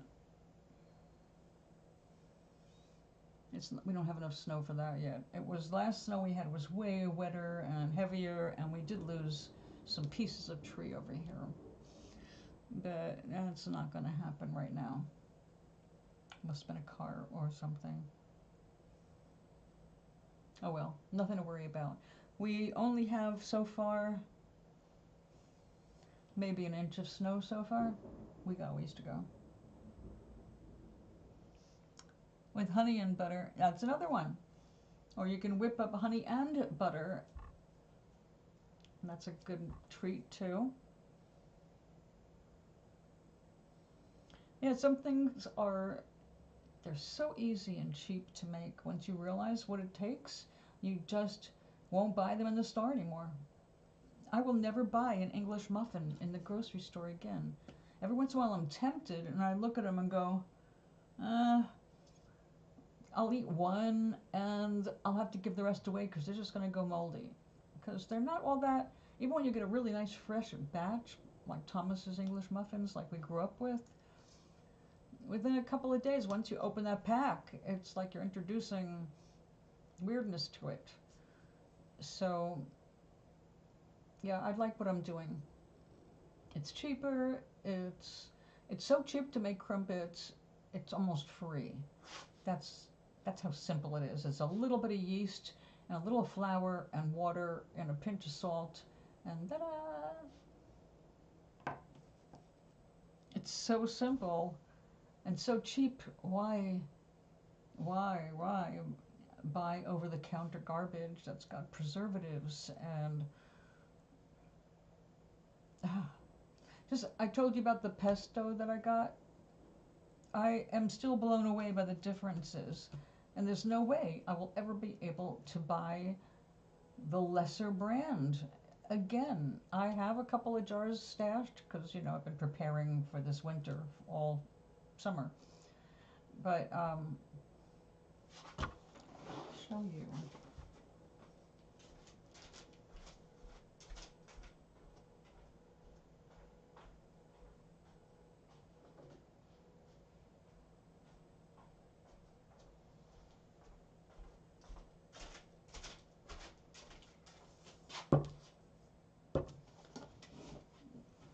This, I believe I paid $5 for this, $4.99. I could be wrong, but I know it was over $4. It was definitely over $4.50. This is 8.1 ounces. Classic goat traditional basil pesto. I can tell you right now, it's not traditional. This one is pesto sauce, pesto alla Genovese. Way different. Same price, $4.99 for 9.9 ounces. But this has a natural enzyme preservative. This has sulfites. This has nuts, cashews and pine nuts. This has 0 nuts. This has a lot of olive oil and sunflower oil. This has soybean oil, basil, soybean oil, garlic, Parmesan cheese, olive oil, salt, then less than 2% of spices, lactic acid, natural flavor, and sulfites. It tastes good. It tastes good, but this is going to be superior. I mean, just look at the difference. Cheaper, exceptional. This is basil paste 35%, sunflower oil, the mixed grated cheeses, cashews, salt, pine nuts, an acidity regulator, lactic acid, antioxidants, ascorbic acid, and preserved with lysozyme from egg. Imported and distributed by a company here in this state. This is a product of Kraft Heinz. Need I say more? So we will never be buying this again, but now we know where to get this. And this is not far. This is from a store on 32 called BFF. Have you found that? Have you seen that one? It was my first time there. They have some good stuff, but when I checked on their meats, they're not local. They're basically your basic industrialized chicken, just in a baggie, you know, like it came from a real farm. See, when I lived in Rhode Island, I used to go to a poultry farm and get my chickens and some turkey once a year from the farm itself. And you knew where they were being raised, how they were being fed. You met the people who were processing them. And you got on first name basis with the butchers. It was way different. And the food was super fresh and really good. But when you go and buy it there, they just put it in a plastic bag, and you take home the plastic bag and, you know, do what you need to do with it. So it looked like that when I went in, like bags of the food. But when I asked about it, it was like, it may as well be Purdue. I don't even know where it comes from. So I won't buy any until I know where it comes from. Ascorbic acid is vitamin C.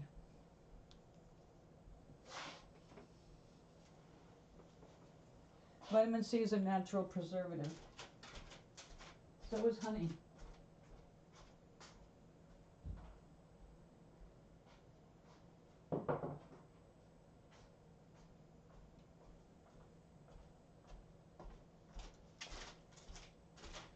My bigger objection is with these sulfites. Sulfites can give you headaches. You remember how everybody was all freaked out about MSG, which is something that actually occurs in our bodies? But we do have allergies to it. We have reactions to it if it's a high amount of MSG. Not everybody, but I used to get weird feelings in my head when I would eat something with MSG. But MSG is not that bad. I mean, physically speaking, it's really not the demon that hysterics tried to make it out to be years ago. But there are plenty of other things, you know, we need to really watch how much we eat. The sulfites, one of the reasons I stopped drinking anything was they have sulfites. And it's not that they even have sulfites that are in, like, let's say the wine. Sulfites are used in the cleaning process too. So there's residue on the inside of the bottles that they're using. Yeah, well, apparently they're putting it in lots of things. So when you see a national brand like, well, Kraft Heinz, you know, those were two different big families and they merged. There's only half a dozen companies controlling our foods. When you see who bought who and who and who and who, and it's like they're all subsidiaries of each other. The map across the country is absolutely obscene with how many people are controlling our food. And the problem is that it's hard to track when you have that many companies consolidating their wealth and their power, and they dictate prices because they're competing against each other. Makes your bones hurt. I've never noticed that. I've noticed headaches. I will get headaches from sulfites, so I do avoid them. Sometimes you can't. I mean, we recover from that pretty fast, especially at the rate we drink water. But still, I don't want to take it in. If I see it on the label, I'd rather avoid it. So I will be making some spaghetti, angel hair nests. I found that they're really quick to cook up. Instead of making a big pot of water and doing spaghetti, when I do that, I freeze the extra spaghetti. Defrost beautifully if you remember to put olive oil in it. I freeze everything I can. I make a batch, and all the extra goes into the freezer so that for the coming week, I'm hungry, I can just pull out a package of rice, a package of pasta, and then put everything else together. So I just bought some beautiful zucchini. So I think I'm going to whip up some zucchini and onions and make some pasta. I love food. I've been loving food more as I'm getting older because I feel more empowered, like I was telling Doc yesterday. Knowing that when you realize what you can cook, how simple it is, how cheap it is, and how much better it is than what you can get in the store, you feel empowered. You know, it's like I took that back from those wealthy bastards who don't give a shit if I live or die. They just want my last dollar and then I'm discardable. But when you can pop something on the stove or in the oven, in the air fryer, and then eat it like a few minutes later, it's like, look, fresh bread, 1, 2, 3. Ah! It's just, it feels, you get a sense of being able to survive better because you now have some tricks up your sleeve. You'll never go hungry if you know how to make a tortilla. Even if you have nothing to put in the tortilla. If you can make a tortilla, you'll eat, right? So your tortillas can be made out of lots of different things. Last week, I made a tortilla out of red lentils and beets. And I added a little rice flour, which is like cornstarch. It looks exactly the same. Looks like powdered sugar. It's really super fine. Rice starch went in, and to give it some adhesiveness, and I made it as thin as I could, but it was still a little too thick. I couldn't roll it, but I melted some cheese on it, and it was really good. And like, who would think of that? Lentils and beets. It was magenta. It was a really pretty color. It looked kind of sunrisey when it got a little brown from in the pan. But it only took a few minutes, you know? You just blend that all together, pour it into a hot frying pan, spread it out, and then after 2 minutes you flip it, a minute or two later it's done. It doesn't get any easier than that. Well, yes, it does. Chickpea flour and water and salt. You whip it all up, put it in a pan, ta-da, tortilla. So there are amazing things you can make that will save you a ton of money while giving you really good nutrition, because a tortilla made out of flour is nothing compared to a tortilla made out of chickpea flour or lentil flour. So I saw one that was made out of black beans, canned black beans. The difference is with the canned black beans, because they're very creamy, you can mash up all your black beans after you rinse them, canned, mash them all up to a smooth paste, thin it out with some water, add your spices, and you fry it like a tortilla. But they're so hearty that that's your main protein right there. So you could take that tortilla made out of black beans and just top it with tomatoes and cheese and lettuce, and you've got this giant taco. Throw some red sauce on. So it's interesting what you can do with very little and eat and eat well. That's the point. It's not just filling your stomach, because you can do that with so many different things that won't make it healthier.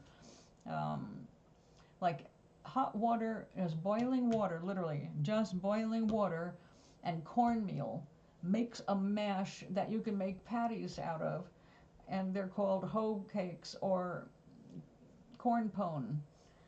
It's just corn cakes like pancakes, right?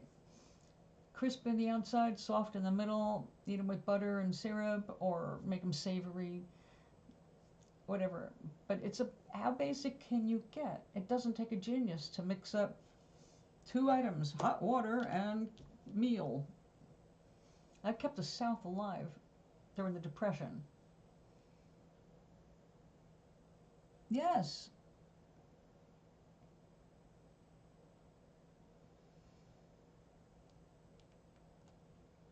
Oh, I'm not surprised, Maui. You're making wonderful images. They're fun.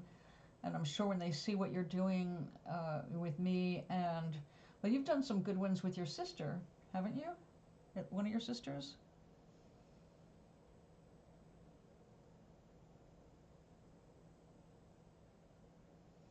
The family is always the first to ask, but they're the last to pay you.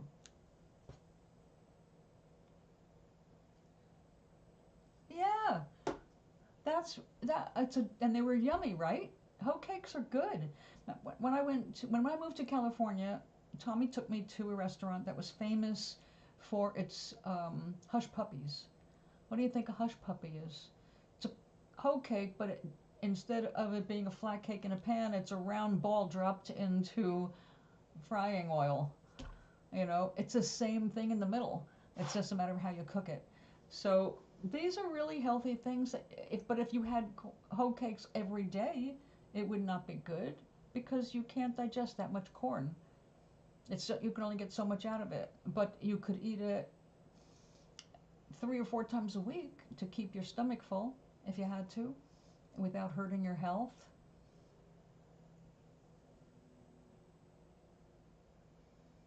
Oh, of course, you did beautiful work on your sister.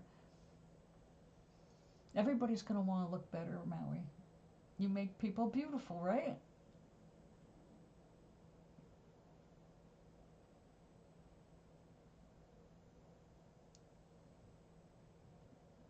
I love it.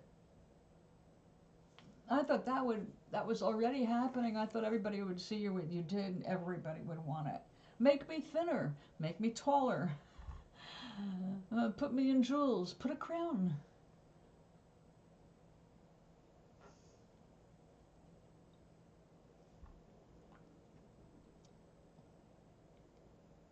It's fun. Well, if it's fun for you, then keep doing it. If it gets to be tedious, give yourself a break. There's nothing worse than doing an art of any kind to the point that it's boring you or annoying you. That's when you have to take a break, or you'll ruin it for yourself. You're having fun doing this, but if it stops being so much fun and it's more pressure, you just went over the edge. You have to make some boundaries.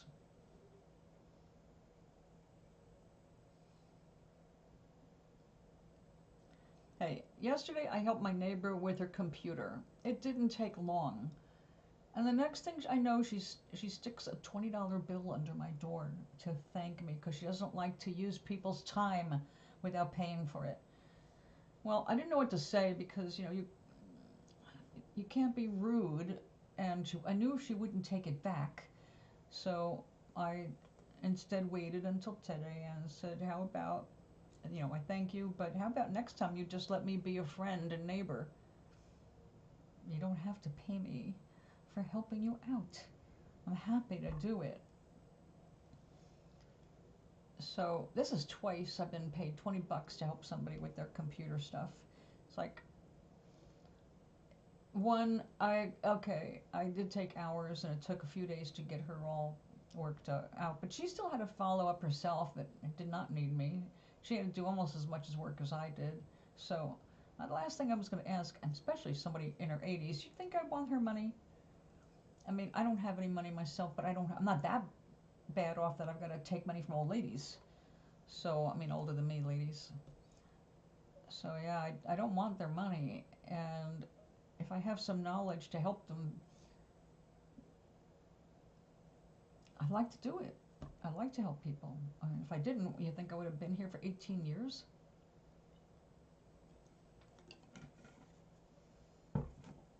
Rejecting having a following. It's like, I don't want followers. I don't want fans like that. You know how fans can get crazy after a while. It was one thing when I was in music, because you need your fan base. Because back then we didn't have the internet or social media. You had to type everything up yourself and have it printed and then mail it and address everything yourself. I mean, you had to work it.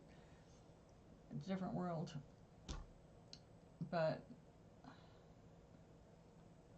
it's dangerous when people start loving you from afar too much, getting crushes on you, holding up their own progress for a stranger. That's not a good thing.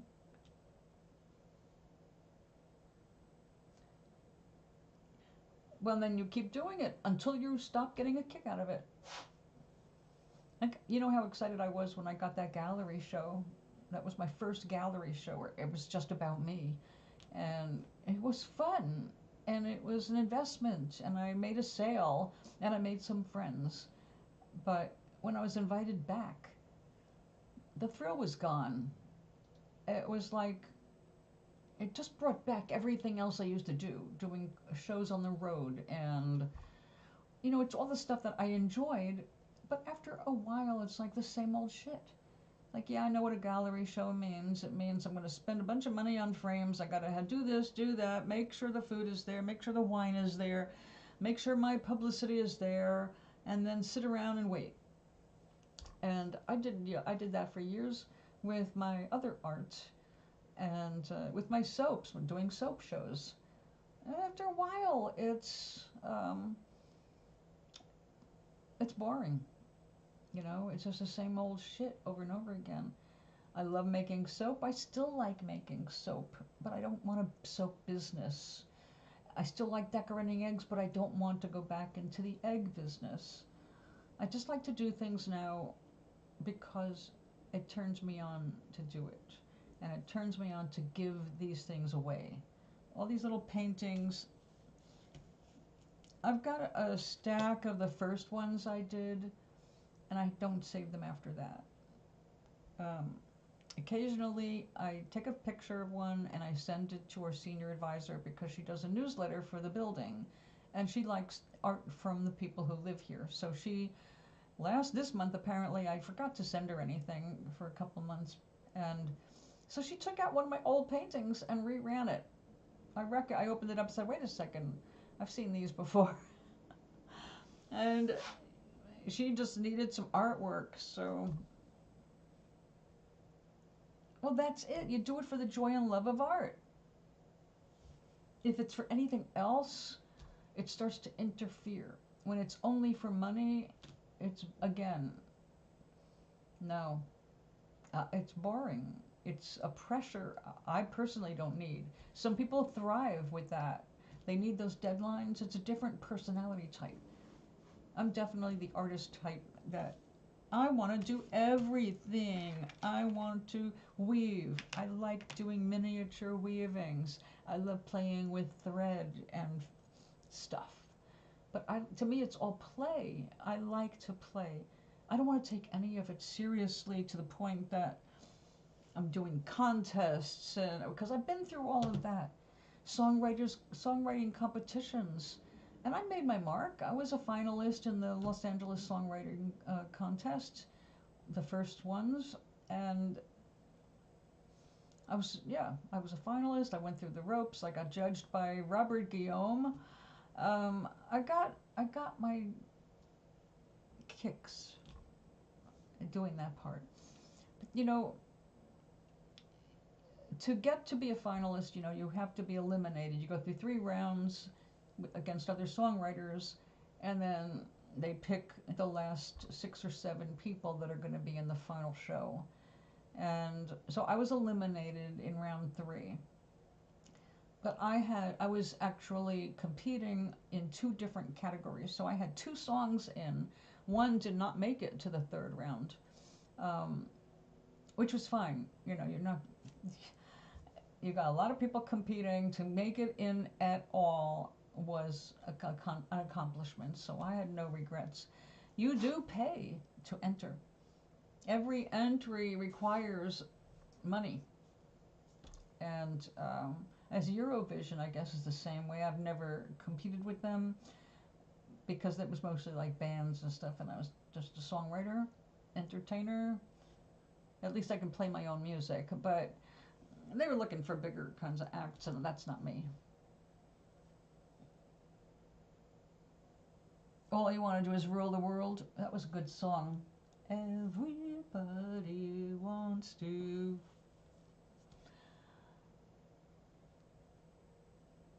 No, I don't want to rule the world. I don't give a shit. have enough challenges ruling myself and my life. But I love trying different things, and I don't like doing the same thing over and over again. And doing these little paintings is the closest I've come to ever becoming bored with art. Just because I have to turn out so many of them, you know, and it's for a very specific audience with bad vision. So the challenges there are different, and I am more intrigued by turning this into a cohesive painting that catches the eye and does my friend proud. And that's more appealing. It's more of a challenge. It's a lot more parts. And this, and I know that she will be happy to get this in the mail. This is her kind of a thing. And for me, it's just not as satisfying.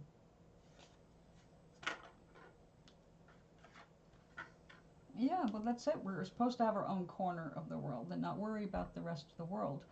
But because we cannot help but be human, because we are here to be human, and our human brains are going to be very reactive because that's how they were designed.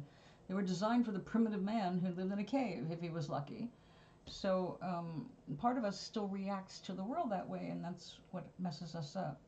If we were able to wake up every day and completely leave everything in the past behind us and wake up anew, a new person, a new day, and really see with new eyes, we would make so much faster progress in our lives and the world. But we drag our past with us, and that's the problem, because we can't help but compare our now with our yesterdays, and it's hard to stay focused on that which we desire, the new stuff we want to make. But everything that we've already done, it's done. It's done. I don't need to do another gallery show. I could. I don't want it. It's like, okay, I know this experience. It's like doing street shows. They just have different parameters, but it's the same. Hurry up and wait. Make sure you follow all the guidelines.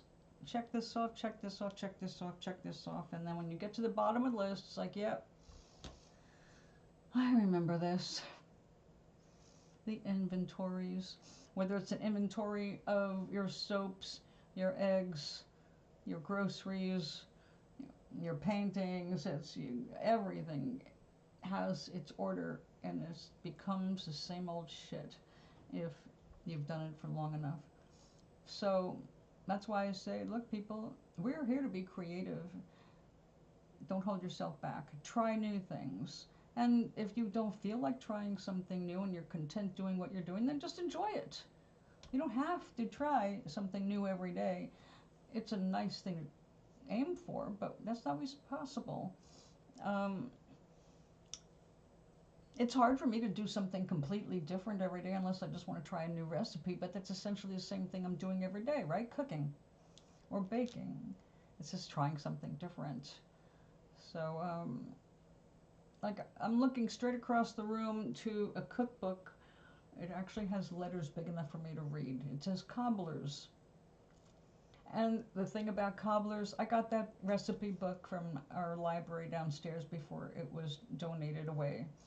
So somebody else donated it. It was in really good shape. So I thought, I might make a cobbler again someday. But I haven't been into making cobblers since I was married, because when I had all that fruit on the farm and access to other people's fruits from their farms, I had a lot of stuff to work with. And now I still can get it, but it's expensive. And so I'm not as eager to make things like that.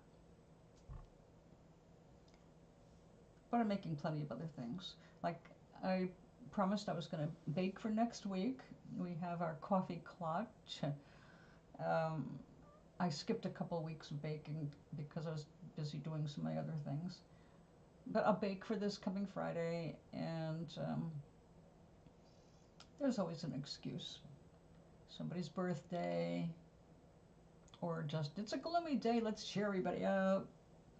You know, it's just fun to do some things for other people. But cobblers are not I don't know, maybe I'll make an apple cobbler when it's apple season again, because then the apple prices should be reasonable. So it's now, I'm out way past. I'm gonna go. I see another message here. It's Gary sending a heart. Thank you. I heart you back, darling. Oops, I accidentally closed my window. Oh, and it's reminding me to be nice in the chat. So I'm gonna go, where's my little faces?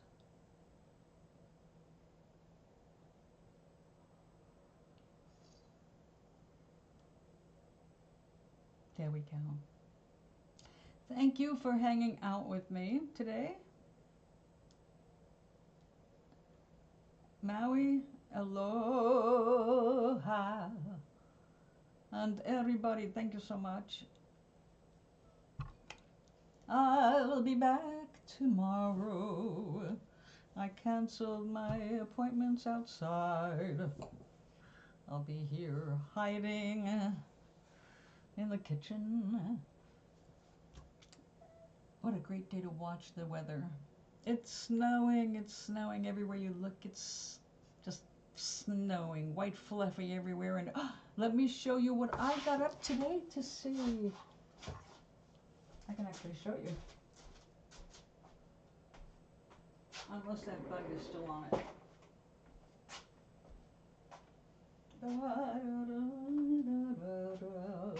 Oh, there it is, the damn bug. Okay. Go away. Don't make me vacuum you up. I got a shield bug on my plant. I'm not going to show you. You're going to have to wait until it dies.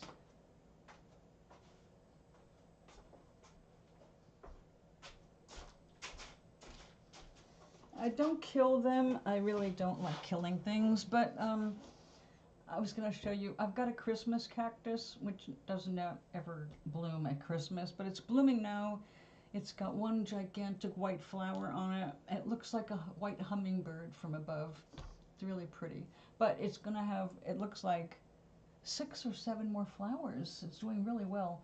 So when it's done with all its flowering, I'm going to repot it. I don't want to disturb it while it's flowering. I'll knock all the little flower buds off. So we'll be showing that off next week. And anything else that manages to survive my overmothering of indoor plants. I'm really best off just sticking with sprouts. And they're killed and eaten in 5 days. If I have to keep things alive on this windowsill, it's getting more questionable. So see you tomorrow. Have a wonderful rest of the day. I'm sorry that I can't share the kitchen experiences with me today because it'll be more amusing than usual. But until we figure out the phone thing,